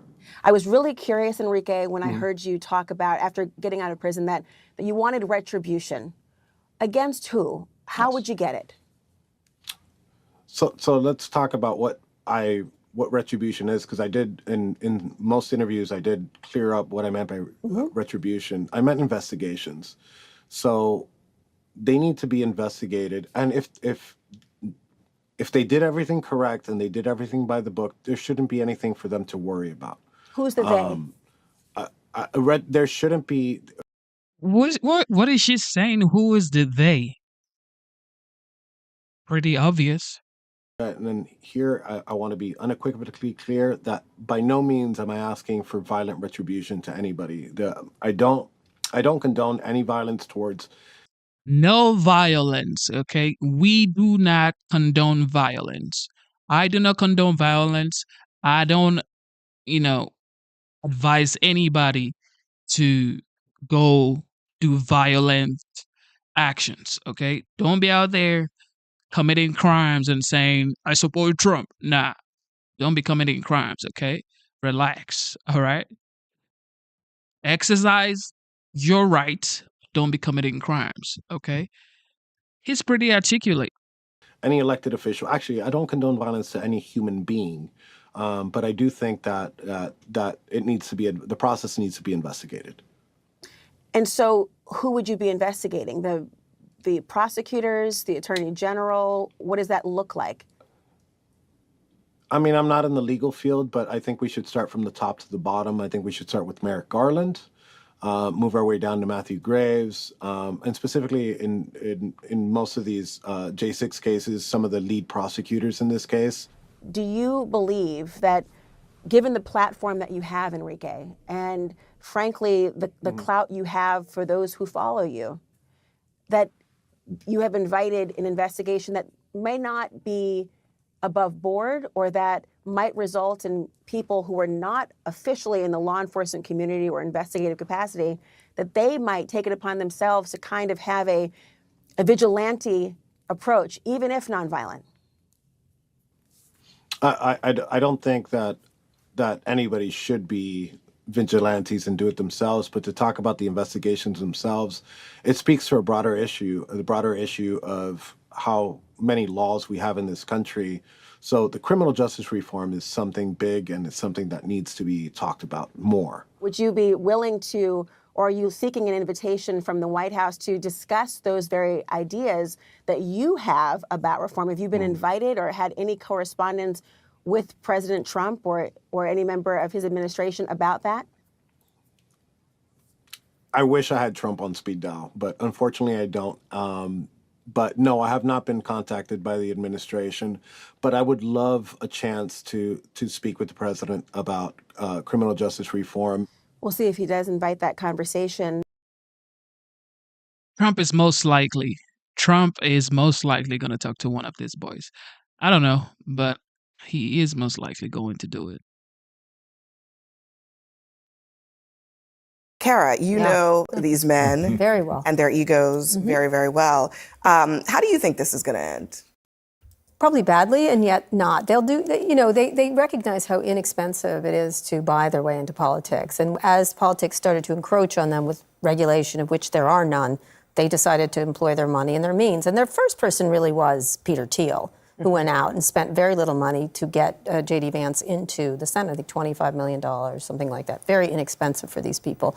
And so once they realized that, they're going to do it, and they had to figure out which of the presidential candidates would allow that to happen. Now, Democrats were tight with tech people for a long time, but it wasn't this. It wasn't this expectation, maybe get on a defense council or, this and that, but not, or an invitation to the White House, but not this proximity. So it will end, I think, badly in some ways for Trump because he cannot control them, and they cannot be controlled. I mean, Bill, you've worked in a White House before. What would your life be like if Elon Musk were sitting in like the outer Oval and just was doing whatever he wanted? There's no outer. He had a corner in the Oval where he could just. I'm not cool enough to spend time in Silicon Valley like you are, but I imagine it's very much like a campaign feel. Right? A rolling, freewheeling. I was going to say nursery school, but okay. A lot of like stand-up desks, right? Pizza at midnight in headquarters. A White House is very different, right? It's very structured. For it to succeed, you need unity and discipline. Not everyone, actually few people from a campaign can actually make the transition to a White House. This is a very structured, rigid environment. It's the most formal workplace I think that's ever existed. I could see why someone from a campaign or Silicon Valley would have a hard time with that transition. I think we're seeing that here. He wasn't in the room for that announcement, and they kept him out on purpose. The companies did not want him there, wandering around. And we know Elon would not have behaved himself. I mean, what do you make of this? I mean, as you called yourself a movement conservative, I mean, conservatives have always been friendly with business, but I wonder this idea of whole industries just kind of buying their way into the good graces of government. Well, I'm calling I'm calling this particular one the Plutocracy because that's what this is. This is power and money and tech all wrapped into one. And I'm very concerned about the cronyism and the conflicts of interest because the relationship between government and technology is so important right now as we are in this sort of nascent period of AI evolution and everything that that's going to bring, good and bad. This could go very well for America and civilization, or it could go very badly.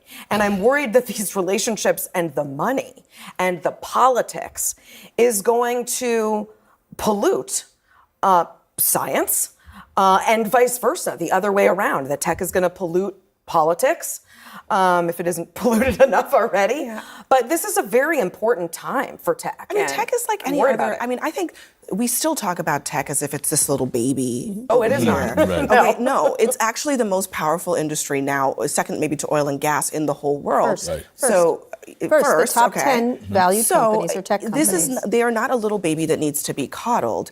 And so this idea that you can't engage with them like you engage with any other industry, which is to say there's oversight, there is regulation, there are guardrails against them taking over the whole thing. But the fact that he, co-president Musk is in the Oval Office and in the West Wing and has that protection of the executive privilege of us not having the clarity of transparency that will happen, and that cronyism that she was speaking of is going to go to a level that we've never seen before. And I think when it falls apart, ultimately, it's going to be where the money is. One of the things that's, to be clear, is I think Steve Bannon is right. I can't believe those words are coming out of my mouth, but I think he is. They don't care about anything. They don't have values. They don't have conservative values. When I was joking the other day, if Kamala Harris had won, Mark Zuckerberg would be asking us to call him they, them. I'm telling you, they just would. They have no values. Below, there's a lot of Democrats in tech, but the top ones have no libertarian light, would be what I might describe them as. I think we have to go easy on the outrage that we hear, right? Literally from the beginning of tech, they were with the Democrats. Clinton in 2016 got 97% of donations from Silicon Valley. Biden got even more than Clinton got. So, I mean, to me, a part of me wonders, what took so long? Think about it. These are outside establishment types. They're innovators. They're bros who wear the annoying vest to work every day. I think a lot of qualities. The below people were, but the higher ones would play both sides all the time. Ooh. This next 4 years is about to be spicy. I'm telling you. Is it now uncool to be a Democrat? Meghan McCain thinks so after she says that she's been socially ostracized for being a Republican her entire life. An op-ed takes it a step further, arguing that the right is winning hearts and minds. A major reason? Because MAGA has recognized the crucial importance of new technologies in shaping politics and culture. It's an interesting argument. Actually, can I just say for the record, the conservatives are at the table are the ones that are most skeptical about this. Yeah. Is that right? Yeah. Democrats are still cooler. Dress better, have better hair, go to cooler parties. Still cooler. I don't think the cool is the thing. And, Megan's my very best friend. So full disclosure, I get her point because we've talked about this. But it's not an issue of cool. I think that Biden, what Democrats needed after Trump was a Reagan, a character and a personality who was not only going to transform the Democratic Party, but America and the world for generations to come. Instead, they got a Carter in Biden, someone who inspired nobody, who in fact repelled longtime Democrats who said, Okay, so now they all agree on the fact that Biden inspired nobody. Biden may have just drowned the entire Democrat Party. And she's confirming it. Enough. We have lost the way. We have lost our point. And now they risk another 12 years of Republicans in charge. Democrats need a renaissance, and to do that, they'll need some introspection and to take some responsibility from some of their policy waywardness. But they need to find their Reagan and become inspiring Well, again they had to their a Reagan. generation. of They people. had their Reagan. They had Barack Obama. The ultimate cool, right? The ultimate. I'm not talking about cool though. Okay. I'm talking about But I'm someone talking who about can someone inspire a leads the- generation yes, to come to right, the party. Who leads the cultural, but there is a cultural vanguard to doing that, But right? there was an expiration date on that, I think, is part of the issue. Correct. And Trump. So now, nobody cares. Obama can get it at this point. Like nobody cares. Obama campaigned for Kamala Harris. Nobody cared, okay? Because people are tired. People are ready to move on, and it's like you're not gonna keep coming here and talking about woe is me. You're not gonna keep coming here and talk about victimization. Oh, we're victims, as if we're still in 1940s, 1950s. No, this is 2025. Okay? Even Obama could not help Kamala Harris win. Beyonce, Oprah Winfrey, Megan Thee Stallion, Taylor Swift, Eminem. Oh my goodness. Eminem could not help Kamala Harris win. Okay? Usher, Tyler Perry, the biggest names in Hollywood. None of them could help Kamala Harris win. So it's over. Threatens, I think this is the question, he threatens to eclipse it. I mean, this is the Wall Street Journal on Sunday, how MAGA is taking back the culture. This is a quote from a student at ASU, Arizona State. Every time I walk on campus, I see a few MAGA hats. That's definitely new. He said, it's really become intertwined in our pop culture. It's really showing that conservatism is cool now. This is a 19-year-old. I think Republicans are less afraid. That's right. Right? Stallone, Gibson, John Voight, shout out Varsity Blues, like them coming out as official or unofficial ambassadors to Hollywood, like that didn't happen 10 years They ago. didn't come out. He Right, appointed right, them, they didn't even know. And I think it's a very good Let me thing. take it to the person from Hollywood. But I feel like I actually don't think that that's like a sign that they're cool because those guys have been, first of all, they're in another generation. Less afraid. That's and all they've it is. been in Trump's Striking a blow against ageism, but go ahead. I think we have revisionist history because there's a point in this campaign when the Democrats raised $1 billion, where Kamala That was like Harris, 3 months ago. right? Where people were going across with, in the middle of the campaign, where we felt in 100 days, no other campaign could have done what we did. And What the did you do? Republicans were feeling that as well. We lost the campaign. We should not feel as though we've lost our principles and our way. Of course, when someone wins, there's going to be sort of popular movement and everybody's going to be attached to it. And then ultimately, they're going to realize what they have, what has happened. Now, we have a responsibility as Democrats to tap into that coolness again and remember that. But Coolness doesn't pay the bills, though. People want their bills paid. That's absolutely, maybe that is the lesson. and we'll be asking that question that after is all the those lesson. tariffs are put on. Oh god. It's so cool to listen to this right here, bro. I feel good. I voted for Trump. Yeah, I voted for Trump. I straight up voted for Trump. Officially established earlier this week after a first day. Government. My administration will establish the brand new Department of Government Efficiency.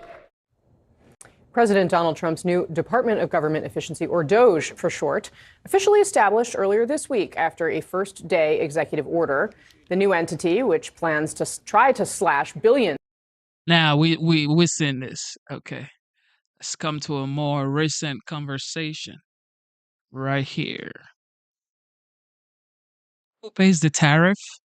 What are you talking about? Bro? What are you talking about? Who pays the tariff? Go back to the 1800s, okay?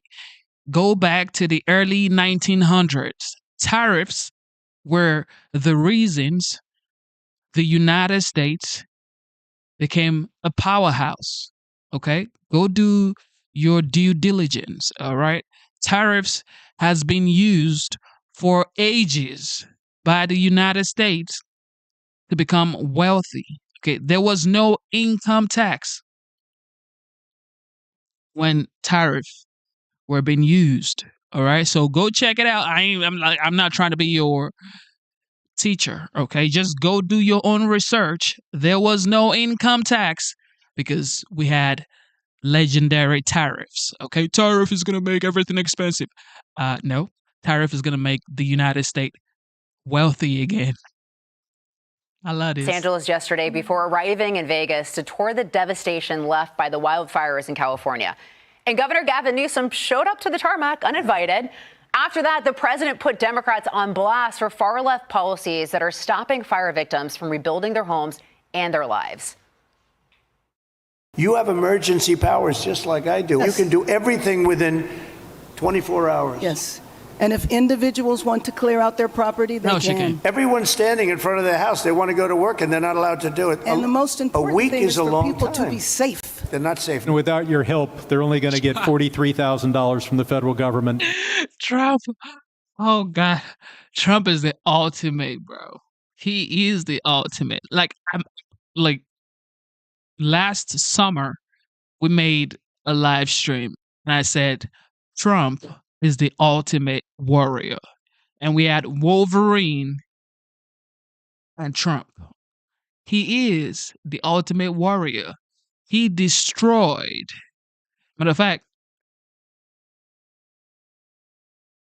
Karen Bass didn't know what was coming for her. He's just saying the fact, and everything just seems to align every single time. Everything Trump has said for years is coming true. So it's like the people are just so tired of Trump being right every single time. So it's like, you know what? Whatever he says, I'll go along with it because F this. And if individuals want to clear out their property, they can. Everyone's standing in front of their house. They want to go to work, and they're not allowed to do it. And the most important week thing is is a for long people time. to be safe. They're not safe. And without your help, they're only going to get $43,000 from the federal government, even if they have a half Well, you know, $1 million you did uninsured something, loss. Brad, where every insurance company in the country left California.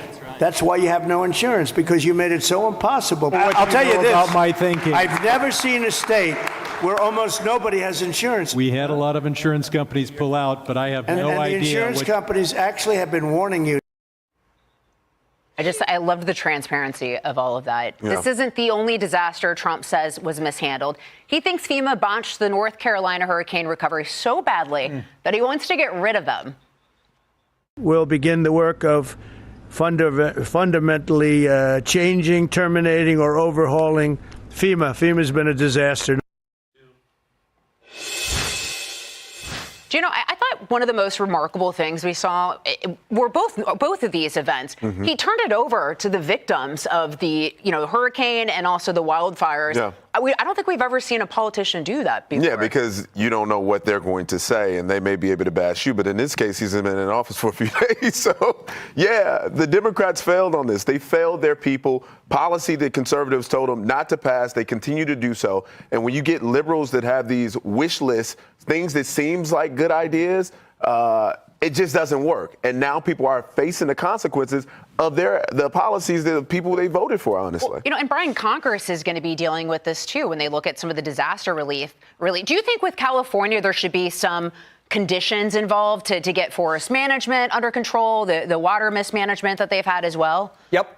Everything in life has conditions. Everything in life should have conditions. And when you're talking about taxpayers around the country helping out California, and taxpayers have shown throughout time they're very happy to do that. But they want to really help California, and giving them money and saying, do the same things you've been doing, that is a disaster. It's setting up the next disaster. So, yes, there should be conditions not tied to other policies, just tied to forest management or water management or cleaning up brush, the direct things that can actually help California. Yeah. And let's throw up this cover from today's New York Post.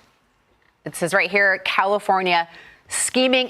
Molly, another thing I loved seeing was just watching him put the Democrat politicians on blast for failing their citizens right in front of everyone, right in front of the cameras. It was glorious. Yeah, and he's so comfortable with that confrontational style, just right there on the spot, have your answers ready, going after insurance companies, saying these people want answers and they want to get back to their homes, clean things up. Why can't they make it faster? Explain it to me. Why can't we get this done?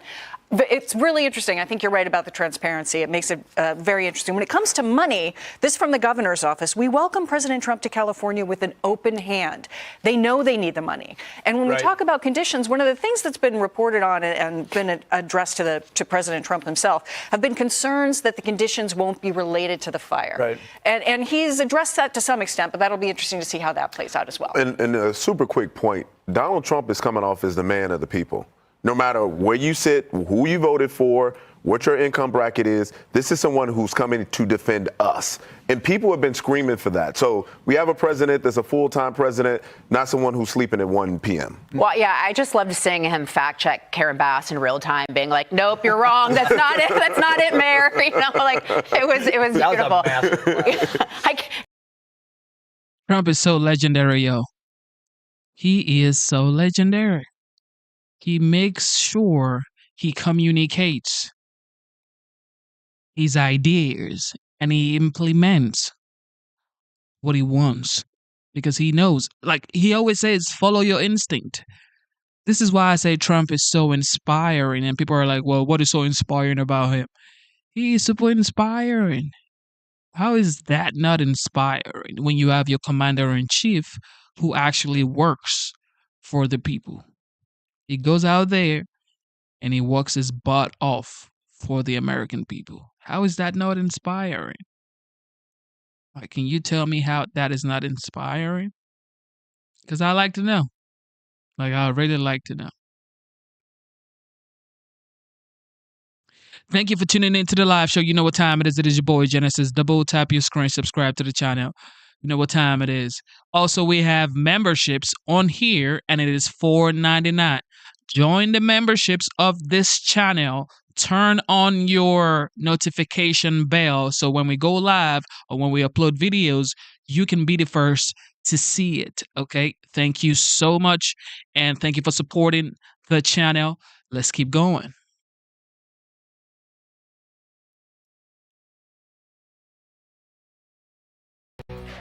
President Trump cracking down on windmills. The president now pausing a new federal wind energy projects while debunking the left's claim that wind energy is better for the environment.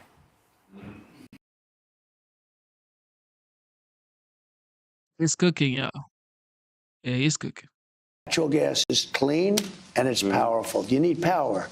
And it's consistent, not like wind. The wind blows and then it doesn't blow and the things cost a fortune. They're made in China and they kill the birds and they're horrible. We're putting an order out. I've already sort of done it.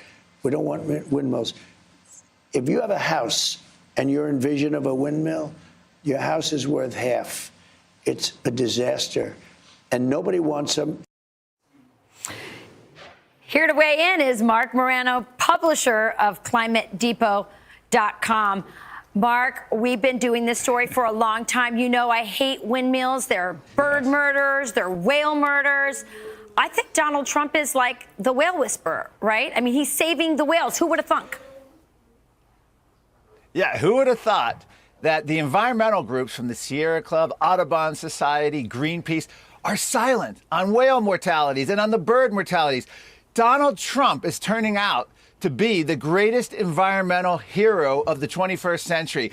And I don't mean, I'm talking about endangered species in terms of especially offshore wind and whales, but I'm also talking about even for those worried about climate, he's a climate champion because if he's reducing by bringing in more fossil fuels from the Western world, we have the highest environmental standards, highest technological, and the cleanest way to make it. We're relying less on China, the Middle East, Venezuela, Russia. This is how it's done. The climate activists should be embracing him.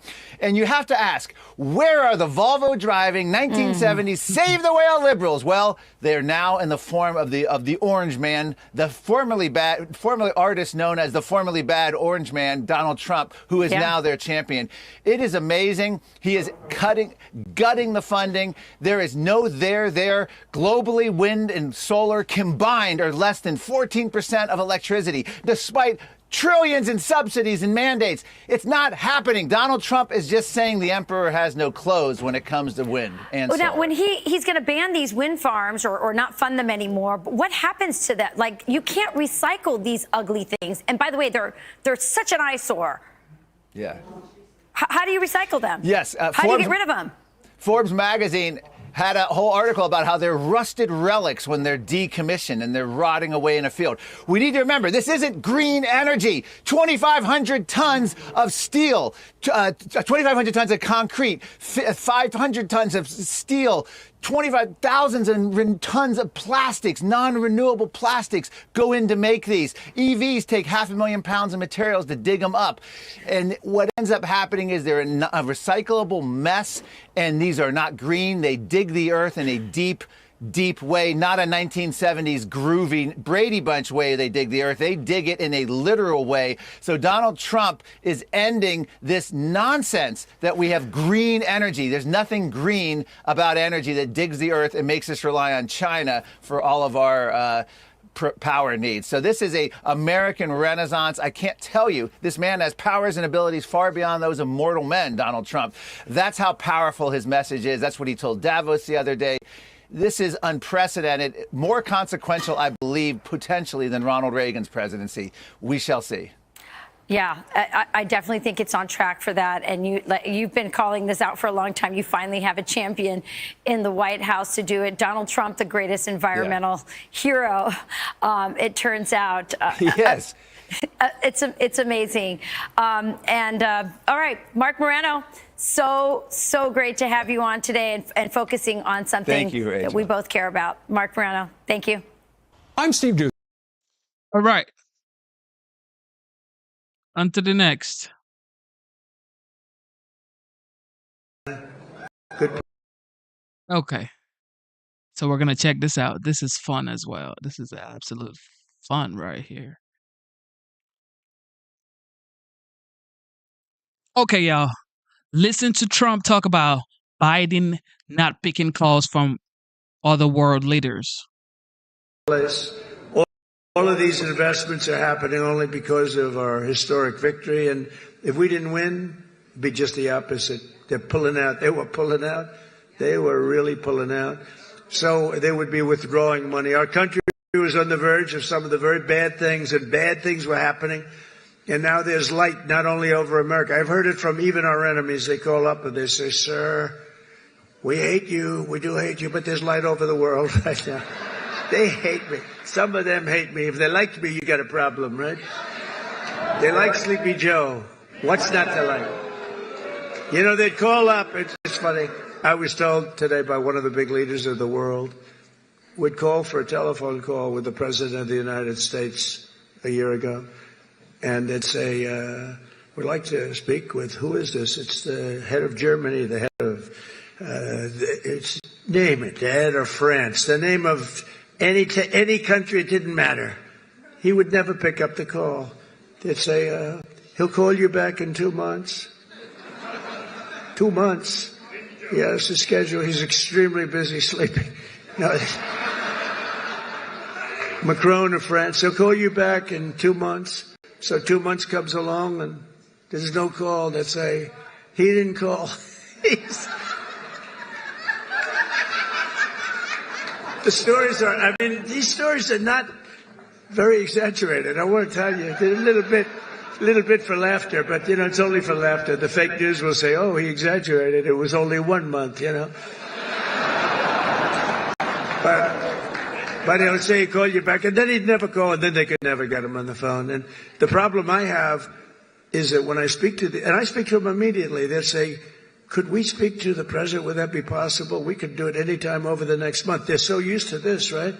I say, no, I'll pick it up right now. Is he on the phone? Yeah, hello, how you doing? That's what, you know, get it over with, right? Get it over with. The only problem, they were so starved for love from the United States, I cannot get them off the phone. I can't get people, if you can't, I say, I have to go now, King, or I have to go now, President. But you can't get them off the phone. They're starved for love. You know, for years they haven't spoken. They didn't even know we had a president, if you want to know. But under our leadership, America... Oh, my goodness. This is what happens when you have a competent commander-in-chief, a man who keeps to his words, a man who knows what the American people need, a man who has been given a mandate and is coming through for Americans. This is what happens. Strong, promises made, promises kept. Legendary. Is back open for business, and it's really a big deal. It's really a big deal. And they have, though. They said, there's like a light all over the world now. It's not just here. We feel a light over our country. Everyone does. But there's a light all over the world. Oh my goodness. This is so good, bro. This is so good. What is this? Fantastic. So 2.5 weeks ago, over 100-mile-an-hour winds trend. Oh, we've seen that. We've seen that. All right, ladies and gentlemen, thank you for tuning into the live show. You know what time it is. It is your boy, Genesis. Okay, so there is now an update that a man was actually arrested in Florida, okay, for some sort of attempt, okay, like some sort of threat against the Commander-in-Chief, Donald Trump. In the meantime, we also got an update. There's a Florida man that we heard from police that was arrested for the city of West Palm Beach. With me over my right shoulder, Deputy Chief at Department Shearer, Assistant Chief Musco, who oversees CID, our Criminal Investigations Division. Assistant Chief Spatera runs operations. Some of the detectives involved, Detective Lieutenant DeVito, who oversees our Detective Bureau. Detective McDonald. Detective Varielli. Detective Terrio. There you go. I have them written down, but obviously I didn't bring my piece of paper up here with me. So I just want to start off by telling you I'm going to answer a few questions, what I might be able to answer after the information I'm about to give you. I'm done giving it to you. The victim in this case is the President of the United States, Donald J. Trump. You'll see that in the probable cause affidavit once it becomes public record. I want to give you a series of the chain of the events of how this happened and how we arrived at probable cause. It'll be a quick snapshot. So I want to announce the arrest of the suspect in this case. His name is Shannon Atkins. He's a male, 46 years of age, who resides in the city of West Palm Beach. The timeline: on January 19th, late, a tip was given to the FBI National Threat Operations Center. It was given to them by a gentleman that resides in Okeechobee, Florida. He reported that threats were posted on Facebook. They were violent, rhetoric, political views, in his opinion, aimed at the president. Very early on January 20th, our West Palm Beach detective that's assigned to the FBI task force began working the case, and he too found the disturbing post. Some of the posts were Lincoln, JFK, Reagan, Martin Luther King, and Trump.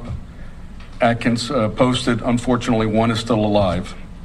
He wrote something to that effect. He also wrote another saying, "Bullets, please. Jesus, save America." Another one he wrote, "I've been banned from X because I said I hope and pray someone kills him. We haven't had an assassination in years." That gives you a flavor of some of the posts that this gentleman posted. After probable cause was established, we began our surveillance using our CID, our Criminal Investigations Division. Some of these officers you see up here are detectives, and our TAC unit. Mr. Atkins has 2 residences in the city of West Palm Beach. Just before 7:30 p.m. on Friday night, Atkins was stopped near one of his homes. He was driving a white 2013 BMW. When we placed him in custody, subsequently we found 3 baggies containing suspect cocaine in his pocket. They did test positive. He was arrested without incident. While being interviewed later, he admitted writing the Facebook post that said he was joking. Folks, this is not a joke. Nothing of that sort is a joke. We notified the Secret Service They're looking at this case, and they'll make a determination if federal charges are going to be in play. In today's climate, you really can't say things like this. We have incident after incident, example after example of when these threats become real. And we take these very seriously. I want to tell the general public that they are our partners, our eyes and ears. We encourage you to report anything suspicious to the FBI, Crime Stoppers, or the free Safe Watch app that we have. That information goes directly to our STIC, our intelligence center. You can remain anonymous. As I've said before at news conferences, let us decide whether the information is actionable. We'll determine if there's reasonableness to further an investigation. And in this instance, there was. Our detectives developed probable cause, and we made an arrest. So with that, again, if you see something, say something. The charges, you have received copies of what the charges are. He was charged on their state statute. They are felonies, or one of them, or both of them are felonies. And the state attorney's office was very helpful in working in this case with us, and so was the FBI and the Secret Service. And that's another point I want to make. Working in partnership with federal law enforcement, local law enforcement, it takes all of us to keep our community safe. And in this instance, the system worked. Working with our federal partners, the information given was seamless. We do have an agent, a police officer, a detective that works on the task force, as do many jurisdictions across the land, to include this region, this area, and it worked as it should. So did we avert something? You never know what you avert. You never know what you displace. I do know that we developed probable cause. We arrested Mr. Atkins, and he's going to have to answer the charges. So with that, I also want to compliment our CID division. These detectives worked tirelessly on this case, as they do every case. They did things professionally, timely, and they effected an arrest when they developed probable cause. So thank you, gentlemen, for the job well done, and also the detectives that are not here that sustained the case also out there by conducting the surveillance. So with that, I'll take a couple questions. No questions? Thank you very much for being here.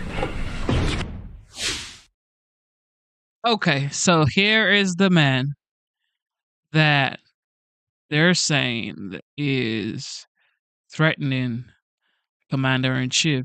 He makes violent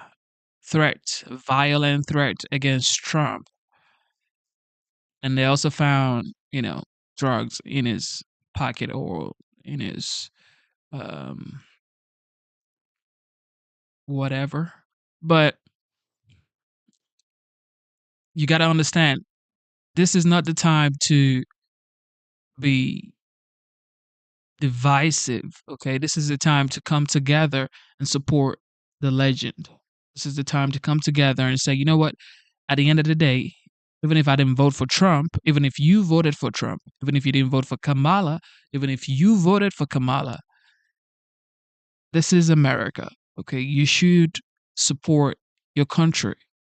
You should support the flag, okay? Forgot the Pledge of Allegiance. I pledge allegiance to the flag of the United States of America, okay? And to the republic for which it stands. One nation, under God, indivisible. Don't forget, indivisible, with liberty and justice for all. Do not forget your Pledge of Allegiance. And I wasn't even born in the United States. Okay. I was not born in the United States. I learned the way. I studied. I became a United States citizen. It took me 5 years. I took the test. I took the exams. I love the United States.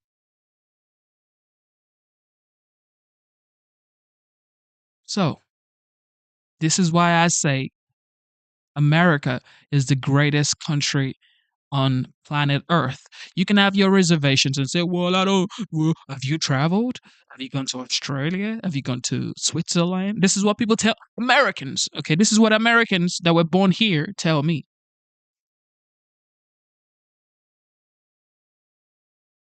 Oh, have you traveled? Yeah. And I'm telling you, the United States is the greatest country on earth. So join me and say the United States is the greatest on earth. Why must you argue? You are Americans. Why are you arguing about America being the greatest country in the world? What are you doing? Are you not Americans? Jesus. Get in line.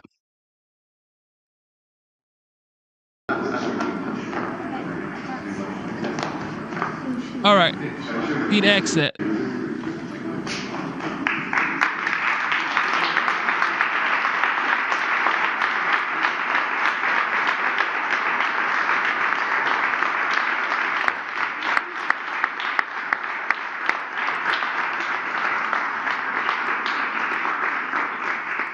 Well, good morning, everybody. I am so happy to be here today and so thrilled to be able to swear in our new Secretary of Defense, and we are honored to have him. Now, before we do that, I have to say a few words of appreciation.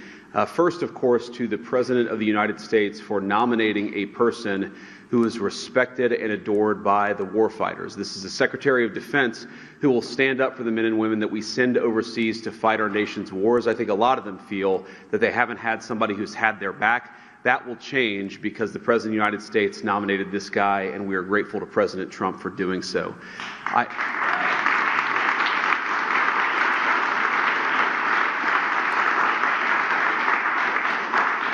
I also want to say thank you to my Senate colleagues. It turns out we couldn't spare one, and all of you did an incredible job. In particular, my dear friend Roger Wicker, thank you for shepherding Pete through the committee. Roger did a great job.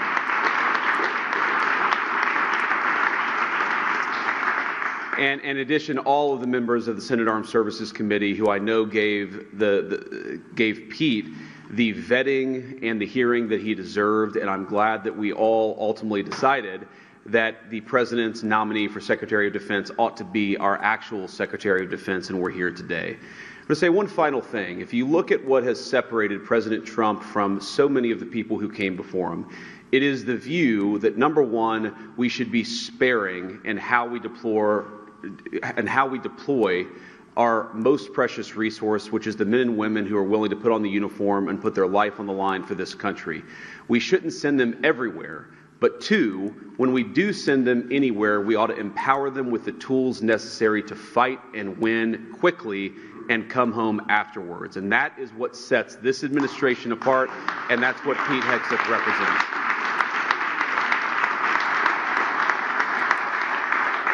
Now, finally, I, of course, have to thank the nominee himself. Pete, thank you for being willing to put yourself out there. I think you've shown yourself a man of deep character and of resolve over the last few months. Jennifer, thank you for standing by, our new Secretary of Defense, and your beautiful family, from your kids to the extended family. You guys did a hell of a job. We're proud of you, and we're glad to have you in Washington as we work to make America great again. So with that, let me administer the oath of office. Kids, come on up.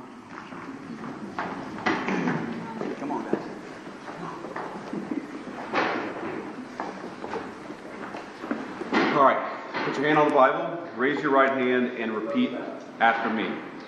I, Pete Hegseth. I, Pete Hegseth. Do solemnly swear.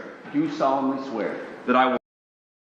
This right here is what people expected of Matt Gaetz.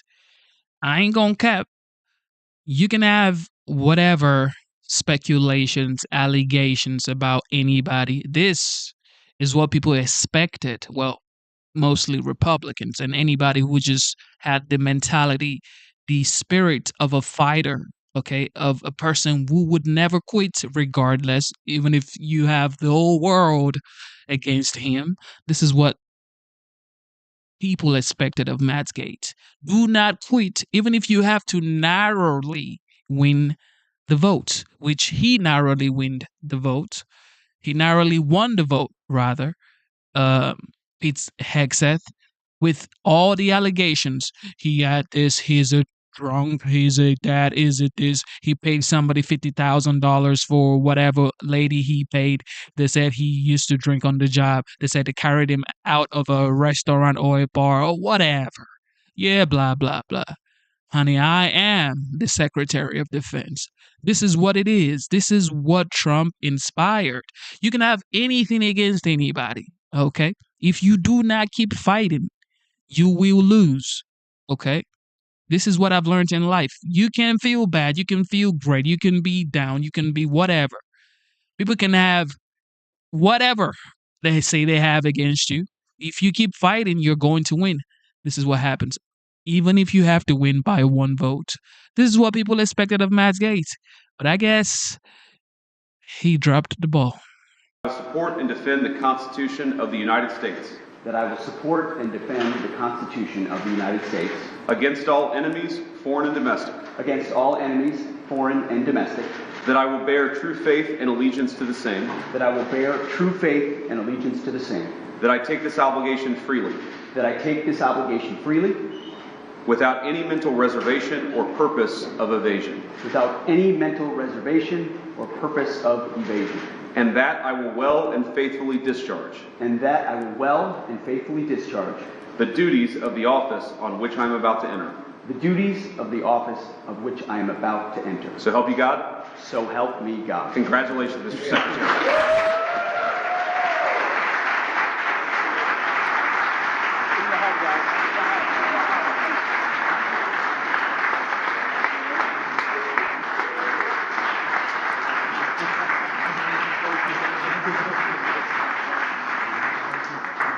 Congratulations. Mr. Secretary, say a few words. All praise and glory to God. His will be done, and we're grateful to be here. And as I said in my hearing, it was Jesus and Jenny. I would not be here without you, sweetheart. Thank you so much. I want to thank the President of the United States, our Commander-in-Chief, Donald Trump. We could not have a better Commander-in-Chief than him. It is the honor of a lifetime, sir, to serve under you. We look forward to having the backs of our troops and having your back in executing peace through strength, in putting America first, and in rebuilding our military.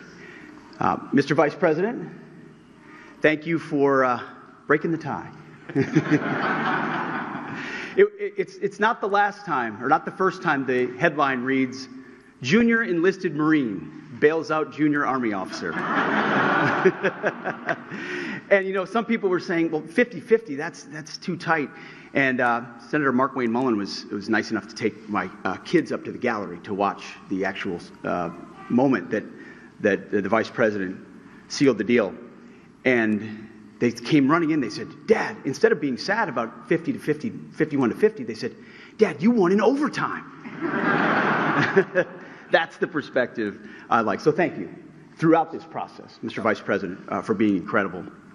I also want to thank the chairman of the Senate Armed Services Committee. So many members of the Senate Armed Services Committee, we became fast friends in this process. The advice, the consent, the wisdom, the guidance. I look forward to working with all of you and other senators to ensure the Defense Department has what it needs, that our nation has what it needs, and that we're prepared to defend it in all moments. To my staff, amazing staff who were with us this entire process, I see so many of you through thick and thin. We used to look at the betting odds every once in a while on this. It was low at one point. Never do that. But we defied them. And there were so many folks on the inside and then allies on the outside who stood by us every single moment. And we are eternally grateful for that. And I want to thank the warfighters. I want to thank the men and women wearing the uniform. And I've said this before when I speak, and I mean it. Every time I stand at a podium and there's bright lights and cameras, the first thing that goes through my head are the guys that I served with on the battlefield. The men and the women who I locked shields with and put my life on the line with, who never get the spotlight, who never have the cameras, who people don't know what they did in dark and dangerous places. But I know. And at the Pentagon, we're going to remember and we're going to know. And we're going to think about those warriors with every single decision that we make. We will put America first. We will bring peace through strength. And the three principles I talked about are what we will bring to that Pentagon. Restore the warrior ethos in everything that we do. Rebuild our military and reestablish deterrence. We don't want to fight wars. We want to deter them, as you said, and we want to end them responsibly. But if we need to fight them, we're going to bring overwhelming and decisive force to close with and destroy the enemy and bring our boys home.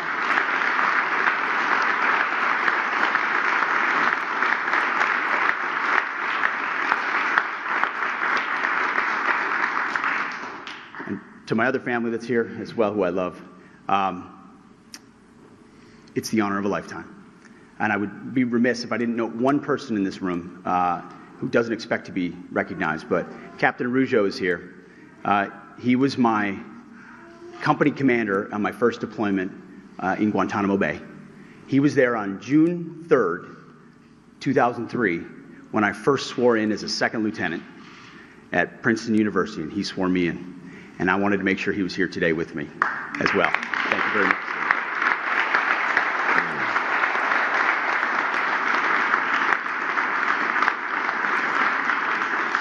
So, Mr. President, thank you very much to the American people. We have your back. We're going to get to work right away. God bless. Thank you.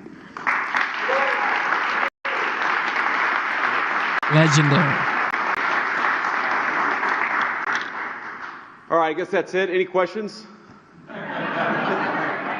should women in the armed service trust you? Guys, let me answer that for the new secretary. All people in our armed services should trust him because he looks out for them and he's going to fight for them. And he's going to make sure that we have the kind of military that we can all be proud in, that we can all be proud of. And that, again, when we send it to do a job, we do it well, we do it quickly, and then we get the hell out. And that's what Secretary Hegseth is going to bring to the Department of Defense. Anything else? Are you worried about any other nominees coming really close to the line as we saw with Hegseth last night? You know, as I learned with the Buckeyes just a week ago, when you win the championship, you don't give a damn what the score was. We won the championship on this one. We've got a great Secretary of Defense. We're proud of him, and he's going to do a great job. Thank you all. Take care. JD's way too smooth, y'all. Yeah, he's way too smooth. 2028, he's just way too smooth, yo. JD Vance. Shout out to JD Vance, man. The people love him, and is going to be one of the coolest vice president for the next 4 years.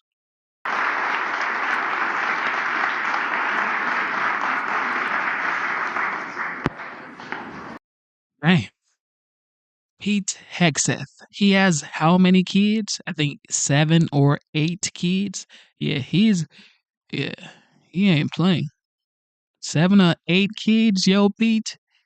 Man, Pete, you've been working overtime, dog. He's been working overtime.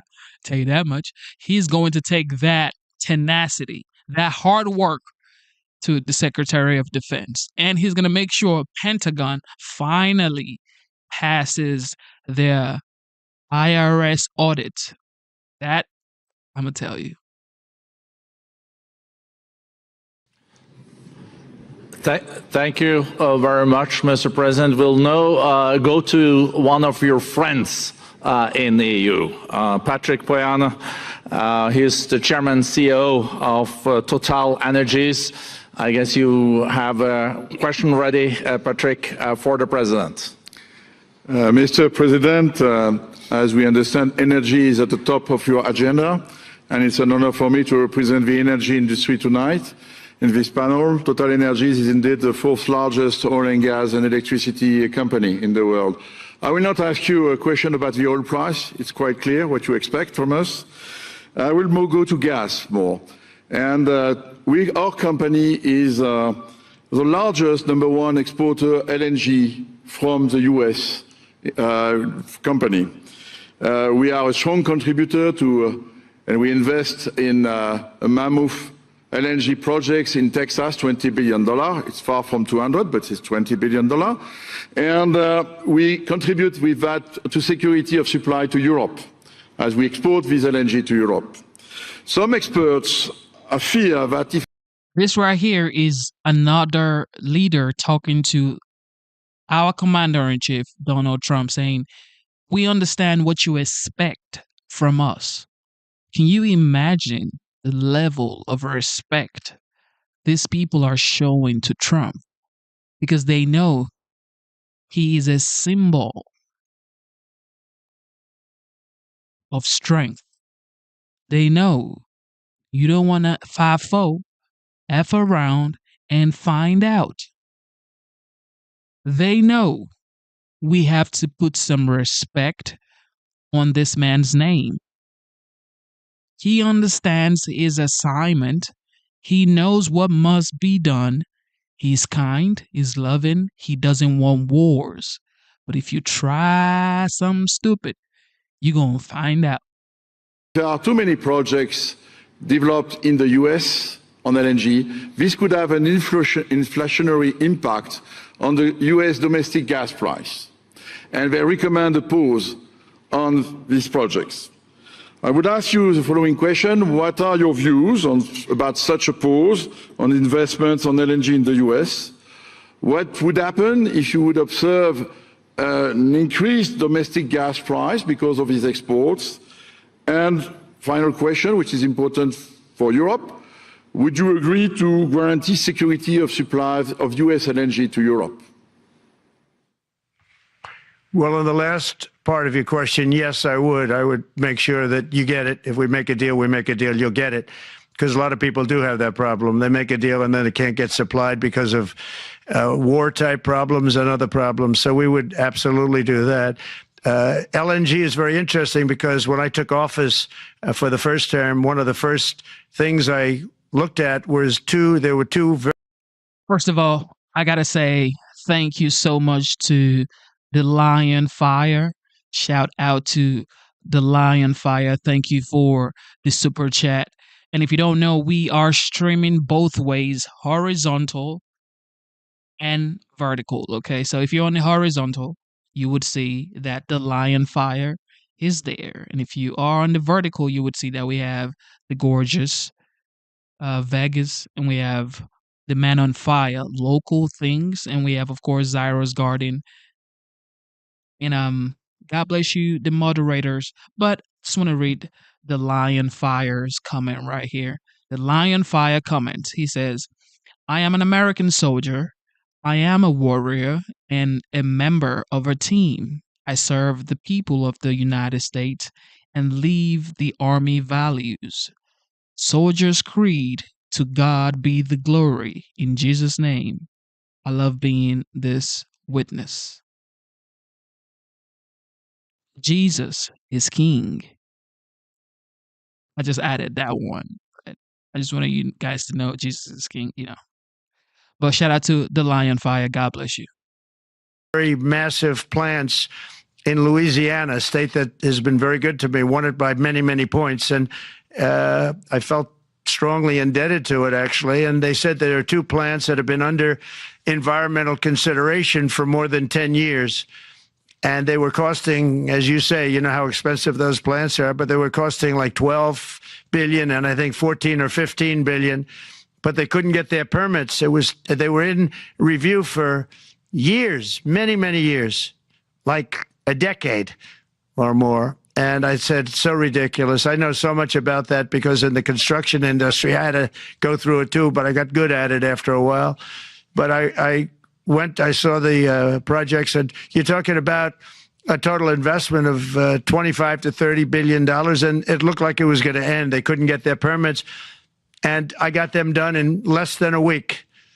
It was done, completed. In fact, when they called them to announce that it was done, the countries, largely countries, Japan was involved and another country and some very big investors, they couldn't believe it. They actually couldn't believe it. And I said, just do yourself one favor. Don't pay any consultants, because the only one that got it done was me. I got it done because it was the right thing to do for the U.S. and for the world, but the consultants had nothing to do with it. You know, the consultants go in and they say, give us millions of dollars because Trump did it. Nobody called me about it. I just heard it was a problem for years. And I got it done because it was the right thing to do for the U.S. and the right thing to do for beyond. It had to do with energy, very important. So I think it's very important. I think I disagree with one. I think the more that you do, the lower the price is going to go. And what I'd like to see is rapid approvals. We're going to give very rapid approvals in the United States, like with the AI plants, talking to many people want to build them. That's going to be a very big thing. We're going to build electric generating facilities. They are going to build. I'm going to get them the approval. Under emergency declaration, I can get the approvals done myself without having to go through years of waiting. And the big problem is we need double the energy we currently have in the United States. Can you imagine?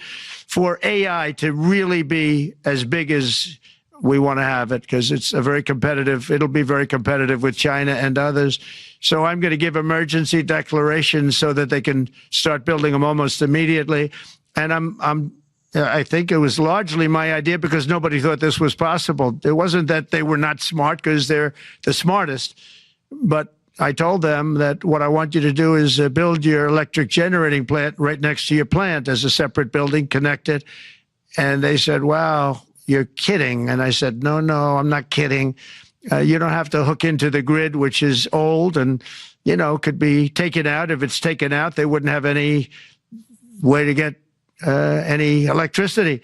So we are going to allow them to go on a very rapid basis to build their plant, build the electric generating plant. They can fuel it with anything they want, and they may have coal as a backup, good, clean coal, If there were a problem with a pipe coming in, as an example, you're going with gas, oil or gas, and a pipe gets blown up or for some reason doesn't work, there are some companies in the U.S. that have coal sitting right by the plant so that if there's an emergency, they can go to that short-term basis and use our very clean coal. So that's something else that a lot of people didn't even know about, but nothing can destroy coal, not the weather, not a bomb, nothing. It might make it a little smaller, might make it a little different shape, but coal is very strong as a backup. It's a great backup to have that facility, and it wouldn't cost much more money.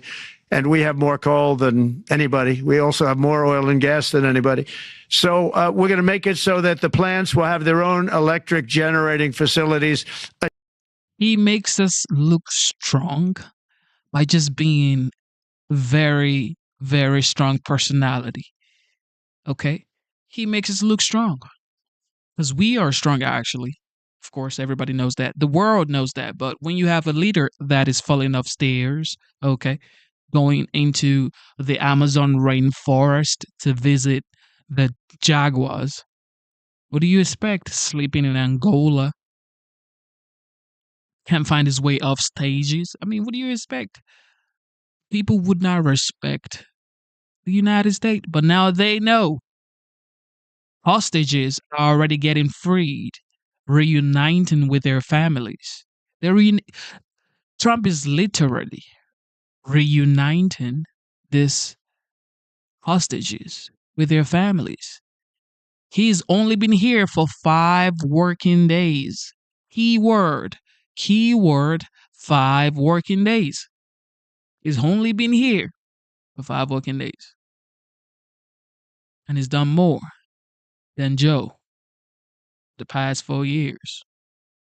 All right, this is a throwback for yesterday. You got it. I don't want to be the only one to give you permits like in one day, and then I find out that the cities, the towns, and the state is not going to give you permits. And the problem with permits, it only takes one. Yeah. You might need 7 different permits. You shouldn't have any at this point. You should just let them build. And you're only as good as the weakest one. So if you have one that's going to hold you up, but the others are going to give it to you in 24 hours, it's not going to help you very much. So they have to work on that.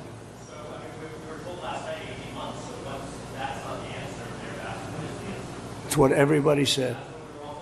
Well, and let me just tell you that we are going to do everything we can, slashing regulations, expediting everything so that people can begin the process right away. We have the Disaster Recovery Center on Pico and Westwood. We have building and safety there. People are already contacting the local agencies. We're bringing our city departments together so that people don't get caught in the loop of going from one room to the next. We want them all to be in the same room so that you can get busy rebuilding ASAP.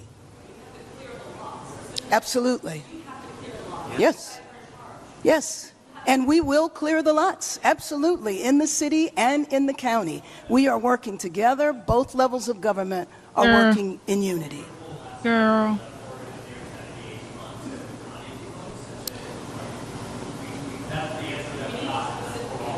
Yes.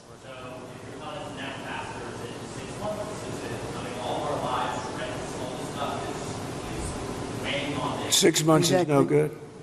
And the number one thing that we are going to do immediately, and you will see this happen, is to clear out the debris. And you know we're concerned right now over the weekend because of the potential rain, but we are going to move as fast as we can, but we want you to be safe. Why is it that when Trump sits down with these Democrat leaders, they tend to want to work fast? They say, well, we're going to do it immediately. We're going to go fast. We're going to go right now. No, you ain't.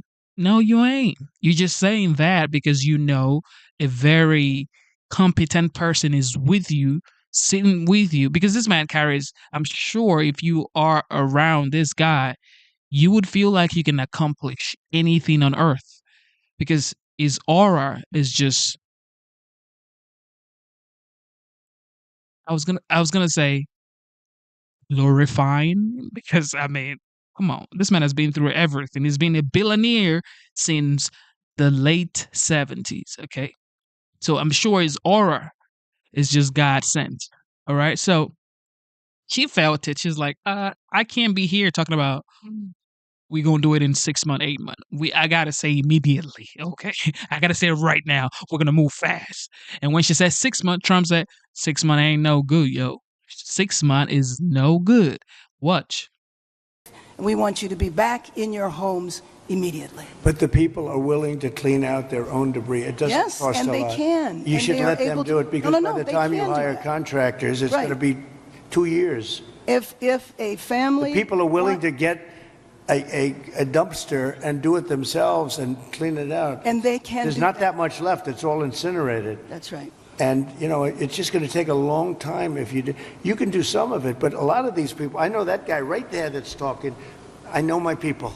You'll be on that thing tonight, throwing the stuff away, and your site it'll look perfect within 24 hours, and that's what he wants to do. He doesn't want to wait around for 7 months till the city hires some demolition contract that's going to charge him $25,000 to do his lot. Yeah. I think you have emergency powers just like I do, and I'm exercising my emergency powers. You have to exercise them also. I did exercise them. Because I looked, I mean, you have a very powerful emergency power. And Shh. Let the commander-in-chief talk, okay? Let the commander-in-chief talk. Relax. That's not good when you're talking on the commander-in-chief. He is the president. 77.3 million people voted for him. So, shush, let him talk. You can do everything within 24 hours. Yes. And if individuals want to clear out their property, they can. Well, yes, but you know that you will be able to go back soon. Mr. President. We think within a week. That's a long time, a week. I'll be honest. To me, everyone's standing in front of their house. They want to go to work, and they're not allowed to do it. And the most important thing is for people to be safe. They're safe. They're safe. You know what? They're not safe. They're not safe now. Exactly. They're going to be much safer. A week is actually a long time, the way I look at it. I watched hundreds of people standing in front of their lots, and they're not allowed to go in. It's all burned. It's gone. It's done. Nothing's going to happen to it. It's not going to burn anymore. There's nothing to burn. There's almost nothing to burn. And they want to go in. The people are all over the place. They're standing, and they say, why aren't you going in? We're trying to get a permit. And the permit's going to take them, everybody said 18 months. You said 18 months. You said 18 months. It was last night. And that was last night. On that. 18 months, yo. 18 freaking months. That's what they were going to do because Trump said, I'm going to California. And on this day, which was yesterday, 2 days ago now because today is Sunday, Friday, okay, he visited North Carolina, Asheville, and he visited LA County, California. In one day, 2 visits. Oh, Biden could never. Oh, Biden could never. 2 cities in one day. And he did press conferences. It wasn't just like photo op. Let me just go there, take some photos so they know I came there. He sat down with these people. He spoke with these people. He literally had a conversation with these people. And he's only been the president for 7 days. Already doing 2 cities in one day. Today, which was yesterday, he was in Las Vegas, Nevada. Vegas. He was in Las Vegas. Did you know that? Did you know he was in Las Vegas? That rhymed, right? Vegas, Las Vegas. Yeah. He's been working every single day. Every day, he's had something to do. Unlike Joe Biden, 2 days to leave the office, he starts signing executive orders. He starts giving pardons, preemptive pardons. Because you're leaving now, you want to start working?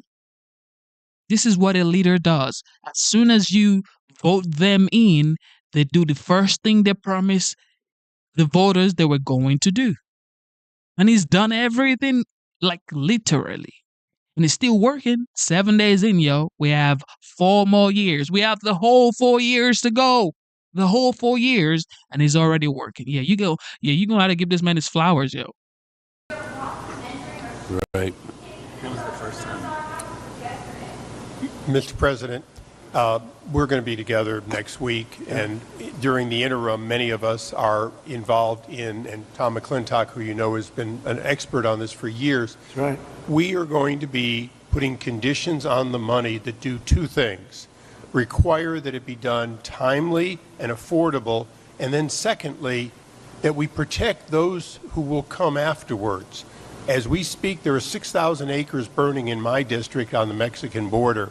There will be more fires until we include in any disaster relief items which will prevent it or at least mitigate it from happening again. So you're going to see us proposing both of those. Like water. Little things like water. You know, the party of common sense. See, we're the party of common sense. You're not, in all fairness. Yes, sir. We like water to put out fires. It's really quite efficient. Oh, God. This man right here, he just makes me happy, yo. He gives them what they want to hear.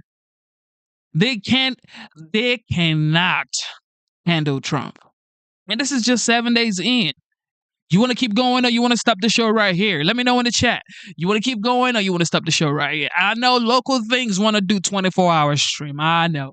We're going to do it like after Wednesday, okay, because I got a lot to do.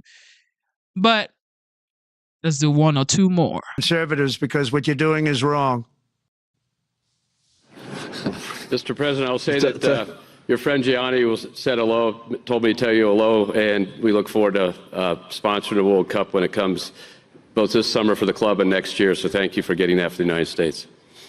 Thank you very much, Brian. Thank you, Mr. President. We'll now go to Ana Butin. She is the executive chairman of Banco Santander, one of the big European banks, and also in the U.S. So, Ana. Mr. President, congratulations on a historic victory. I believe you don't know me as well as my fellow panelists, so a few words. Santander is one of the largest banks in the world by number of customers, 170 million. That's more than my friend Brian or my friend Jamie have. And those... They fixed the regulation. That's coming. That was cheeky. We're a big investor in the United States. We have many million customers, 12,000 employees. We're one of the largest auto lenders. And we recently launched a fully digital bank called Open Bank. We strongly believe banks have a pivotal role in the economy, and we can accelerate growth and help many more customers. That's what we're doing in the United States. So, as Brian pointed out, we very much welcome your focus on deregulation and reducing bureaucracy. So my question is, what are your priorities in this regard, and how fast is this going to happen? Thank you very much. I think it's going to, thank you and congratulations. I know very much about your bank, and you've done a fantastic job. Congratulations. We are going to move very quickly. We've moved very quickly. We've done things in the last 3 days that nobody thought were possible to do in years. And it's all taking effect. It's going to have a huge impact on the economy, a huge positive impact. Money was being wasted on crazy things. I mean, the Green New Deal was such a total disgrace, how that was perpetrated. And it was conceived of by people that were average students, less than average students, I might add, and never even took a course in energy or the environment. It was just a game. Remember, the world was going to end in 12 years? Remember that? Well, the 12 years has come and gone. It was going to end. It was going to all foam into earth. But, you know, the time has come. These people, and they really scared the Democrats large. I can't say the Republicans. The Republicans maybe could have fought harder to stop it, but it's been a tremendous waste of money. You know, during my 4 years, we had the cleanest air, we had the cleanest water, and yet we had the most productive economy in the history of our country. We had the most productive economy until COVID came. We had the most productive in the history of our country by far, and actually, you could look worldwide. We were beating everybody from China to everybody else. So, and we think we really now, with what we have learned and all of the other things that have taken place, we think we can even far surpass that, actually far, far surpass it. But we do, one thing we're going to be demanding is we're going to be demanding respect from other nations. Canada, we have a tremendous deficit with Canada. We're not going to have that anymore. We can't do it. I don't know if it's good for them. As you probably know, I say you can always become a state. And if you're a state, we won't have a deficit. We won't have to tariff you, et cetera, et cetera. But Canada has been very tough to deal with over the years. And it's not fair that we should have a $200 billion or $250 billion deficit. We don't need them to make our cars, and they make a lot of them. We don't need their lumber because we have our own forests, et cetera, et cetera. We don't need their oil and gas. We have more than anybody. So, you know, just as an example, with Mexico, we're dealing with Mexico, I think, very well. And we're just, you know, we just want to be treated fairly with other nations, because there's hardly a nation in the world, and I blame this on us, and I blame it on politicians that, for some reason, probably mostly it's stupidity, but you could also say other reasons, but mostly stupidity. They've allowed other nations to take advantage of the U.S., and we can't allow that to happen anymore. You know, we have debt. It's a very small debt when you compare it to value, the value of the assets that we have, but we don't want to do that. We want to just have debt be obliterated, and we'll be able to do that fairly rapidly. And a lot of good things are going to happen. And honestly, good things are going to happen for the world, and good things are going to happen for the people that are dealing with us, allies and beyond allies. One thing very important, I really would like to be able to meet with President Putin soon and get that war ended. And that's not from the standpoint of economy or anything else. It's from the standpoint of millions of lives are being wasted. Beautiful young people are being shot in the battlefield. You know, the bullet, very flat land, as I said, and the bullet goes, there's no hiding. And a bullet, the only thing going to stop the bullet is a human body. And you have to see, I've seen pictures of what's taken place. It's a carnage, and we really have to stop that war. That war is horrible. And I'm not talking economy. I'm not talking economics. I'm not talking about natural resource. I'm just talking about there's so many young people being killed in this war, and that's not including the people This man wants peace. Trump is supposed to be the figure that would cause war, uproar. No, he's the one that's actually advocating for peace. Isn't this wonderful? People say, well, he's uncontrollable. You better check him out. You can't control Trump. Yes, you can't. You cannot control Trump. But he has a good heart and he wants peace. That's why he said Liz Cheney makes decisions that would send boys, men to war.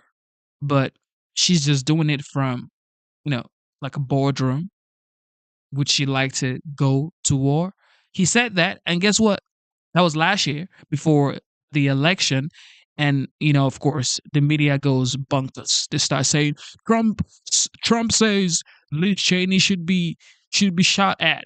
She No, he's just telling you these folks in high grounds in their AC'd office, 3-piece suit,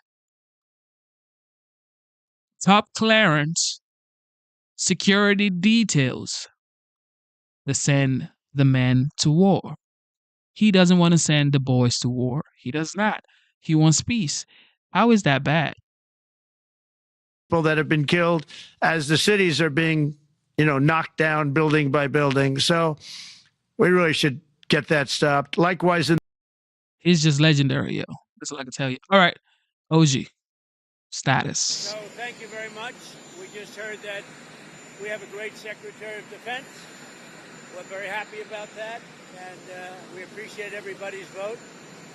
And very importantly, I think we had 2 fantastic meetings in North Carolina and also in Los Angeles. And we made a lot of progress. It's tragic events, really tragic. And we appreciate you being here, and we're going home.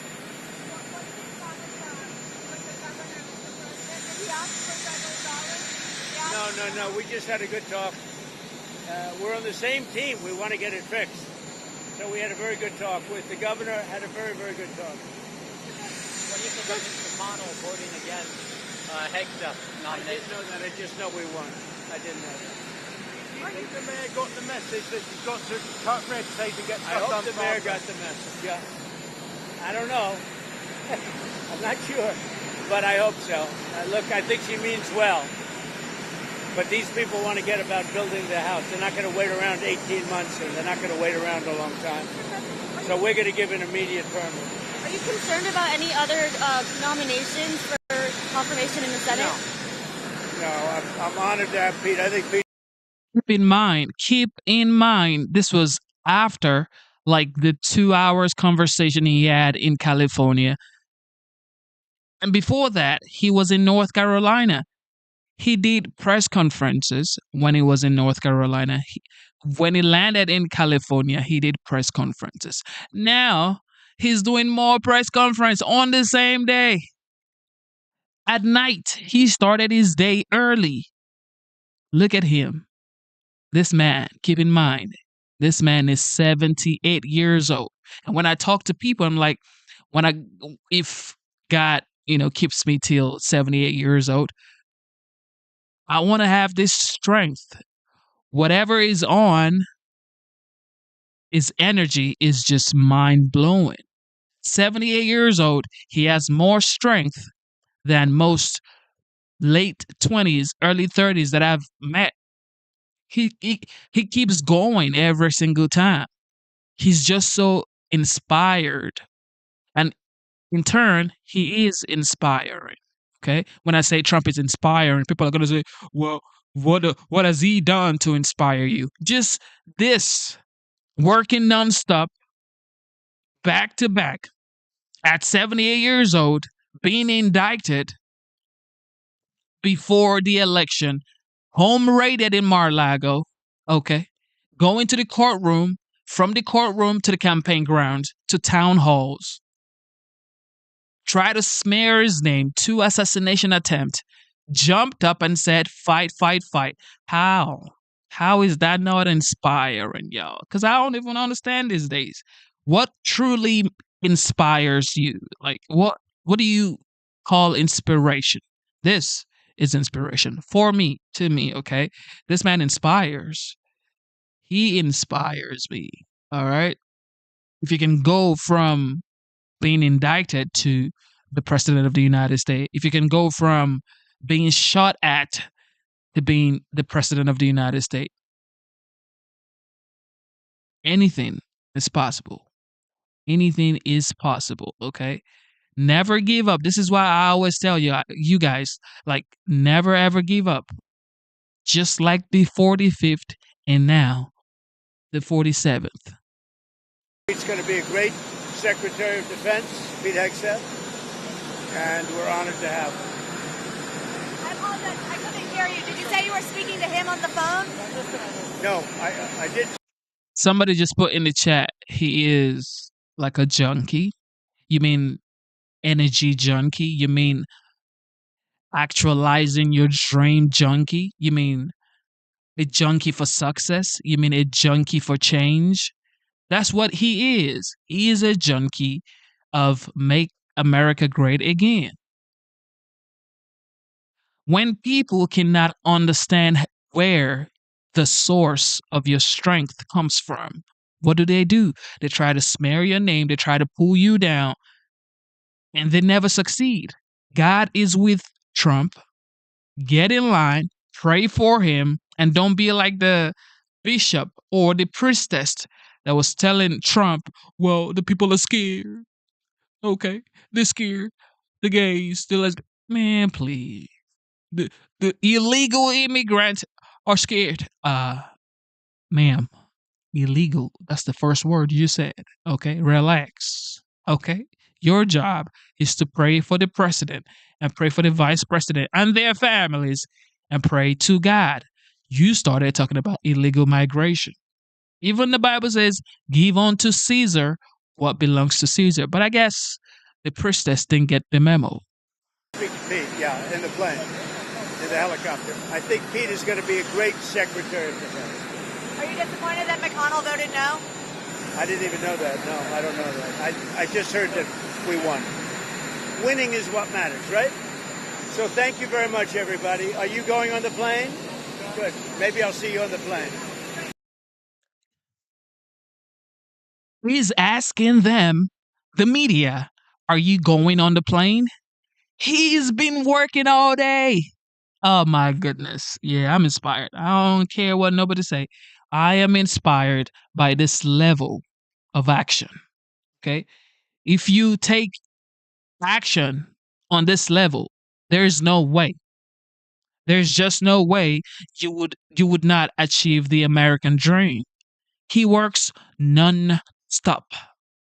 This is why he's so successful. This is why the American people trusted him with the mandate to bring back the great economy he brought before his last term.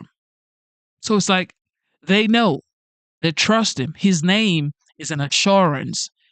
Trump is like a brand that screams action.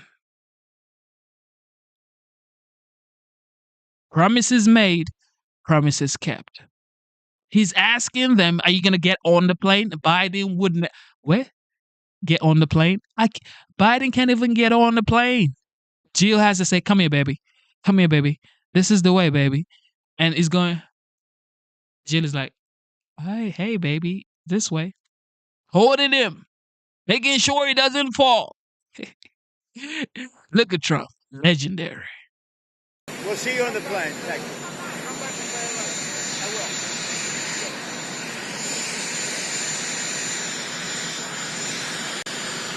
The Dawn. This right here is the Dawn, yo. The Dawn. There is no way. None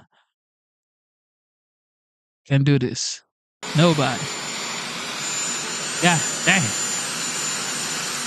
Oh. He still has the strength to salute. Man, you look, this is my commander-in-chief. I don't care what nobody say. This right here is the definition of a leader.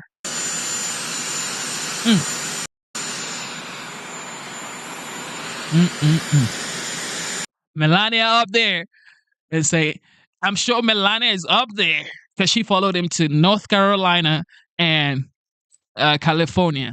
I'm sure Melania is up there. She said, my husband is coming up. I mean, who would not be proud of a husband like this? I mean, like, this is your husband, Trump? Trump is your husband? God, hey.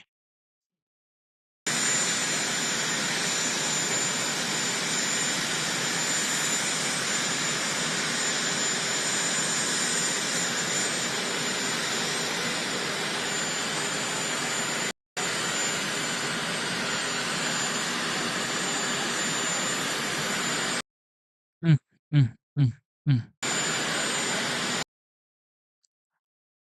I didn't throw my vote away, yo. I did not throw my vote away. I voted for the legend, Donald Trump.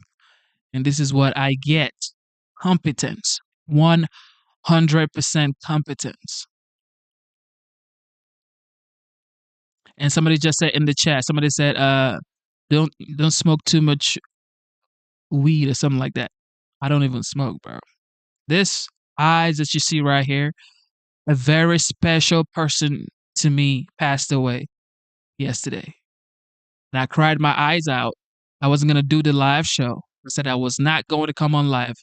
But to keep my routine and to make sure that I don't fry myself to some craziness because I don't drink either. I mean, I drink occasionally, but I don't just sit down and drink alcohol. I don't smoke. So I cried for a long time. I cried because this person, you know, is special to me. All right. But she left a legacy, that I see every single day. And I'll talk about it later in life, but it's still fresh. It's less than 24 hours that she passed. Okay. But you would never know because God is my strength. So you can say whatever you want to say.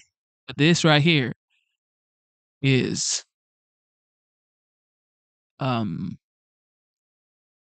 this is a reminder that life is short. Life is short. Don't waste your time. Believe in something or die for nothing. Okay? And God is love.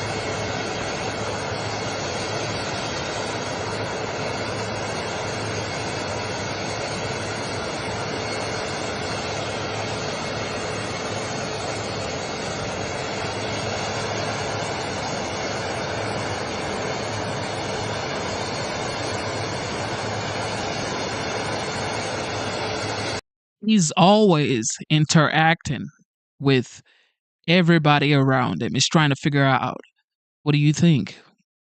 What is going on? This is what a commander in chief does. It's not just going to go and get in the car and then buy.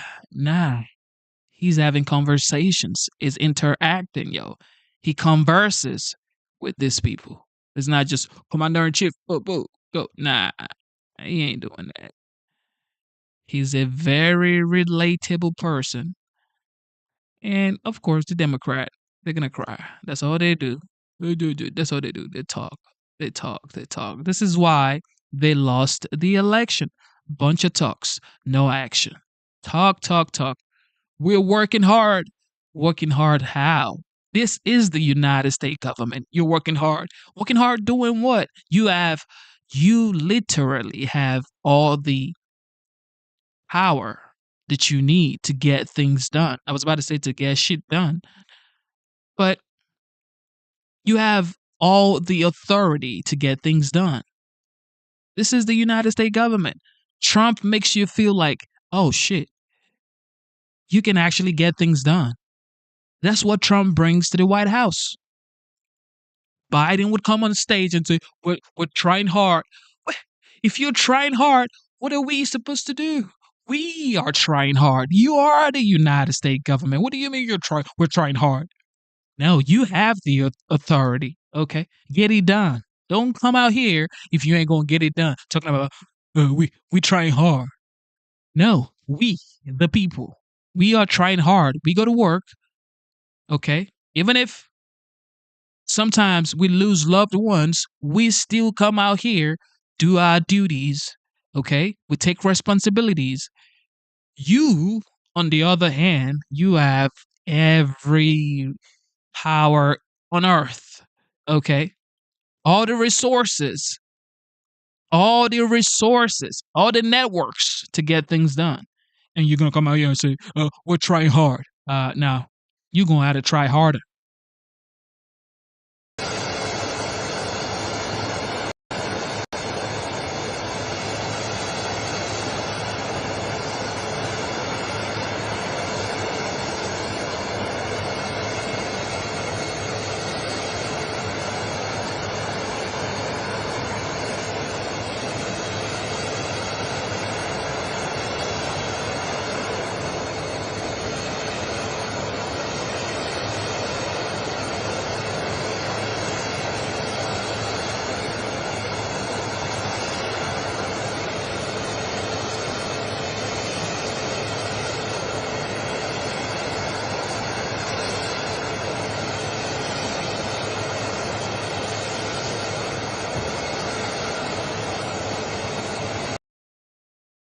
He must be so tired. He must be so tired, but very inspired. Do you know what you must be thinking? That, 77.3 million people voted for me. I cannot F up. This can never happen. I have to stay on my A game. I'm sure that's, of course, God is his strength, but he's thinking about this. Well, first of all, he's thinking about all Americans, but the chip on his shoulders are the 77.3 million people who voted for him. So we are like his strength, and it keeps going, saying, these people care about me, they love me, they gave me a mandate, and I have to deliver on those mandates. That's what keeps him going, because I don't know how he never stops going. I don't know how. How can you be? He's going to be 79 years old this year. 79, yo. Oh, man. I don't know.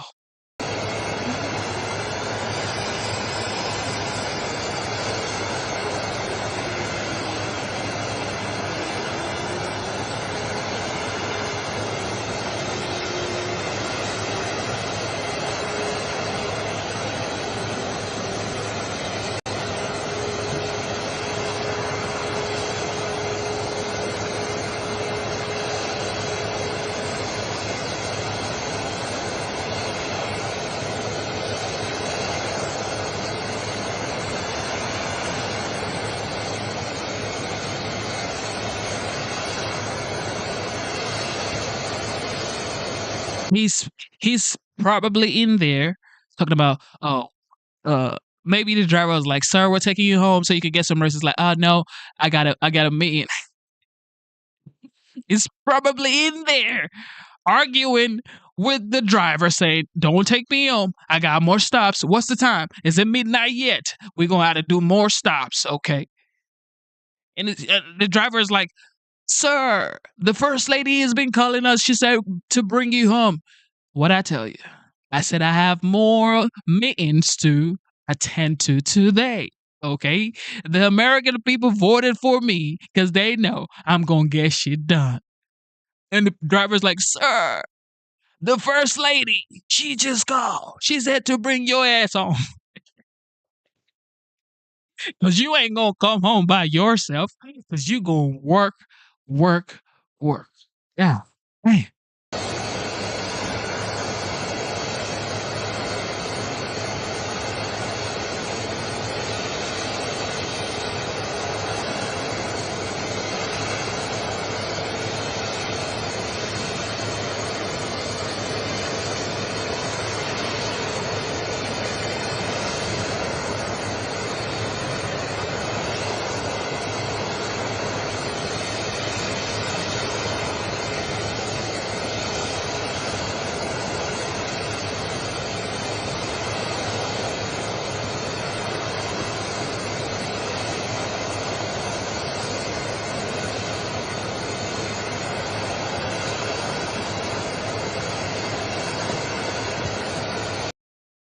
There's no way.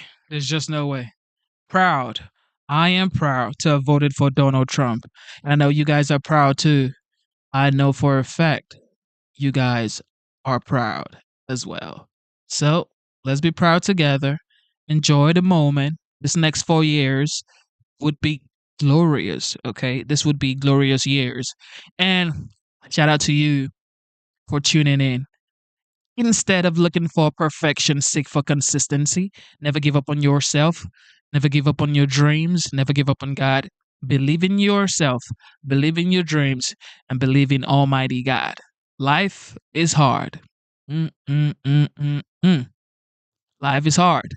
But you got to show up, okay? Because you are stronger than you think. I promise you that, okay?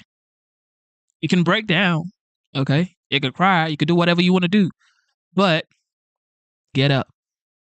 Get up, okay? Keep on going. Keep on moving. Keep on fighting. Keep on climbing. If you do not quit, you will succeed, okay? One more time. Life is hard, but if you do not quit, you will succeed. Take, for example, the 45th, now the 47th. His grit and his determination. He never quits. So if you say you admire Trump, then you should embody that character, okay? Keep on fighting for your family, people that care about you. And of course, fathers, take care of your kids, all right? Take care of your kids and stay strong, all right? Stay strong. Somebody says, grow up and show up. I like that. Grow up and show up. I like that, Eva. All right.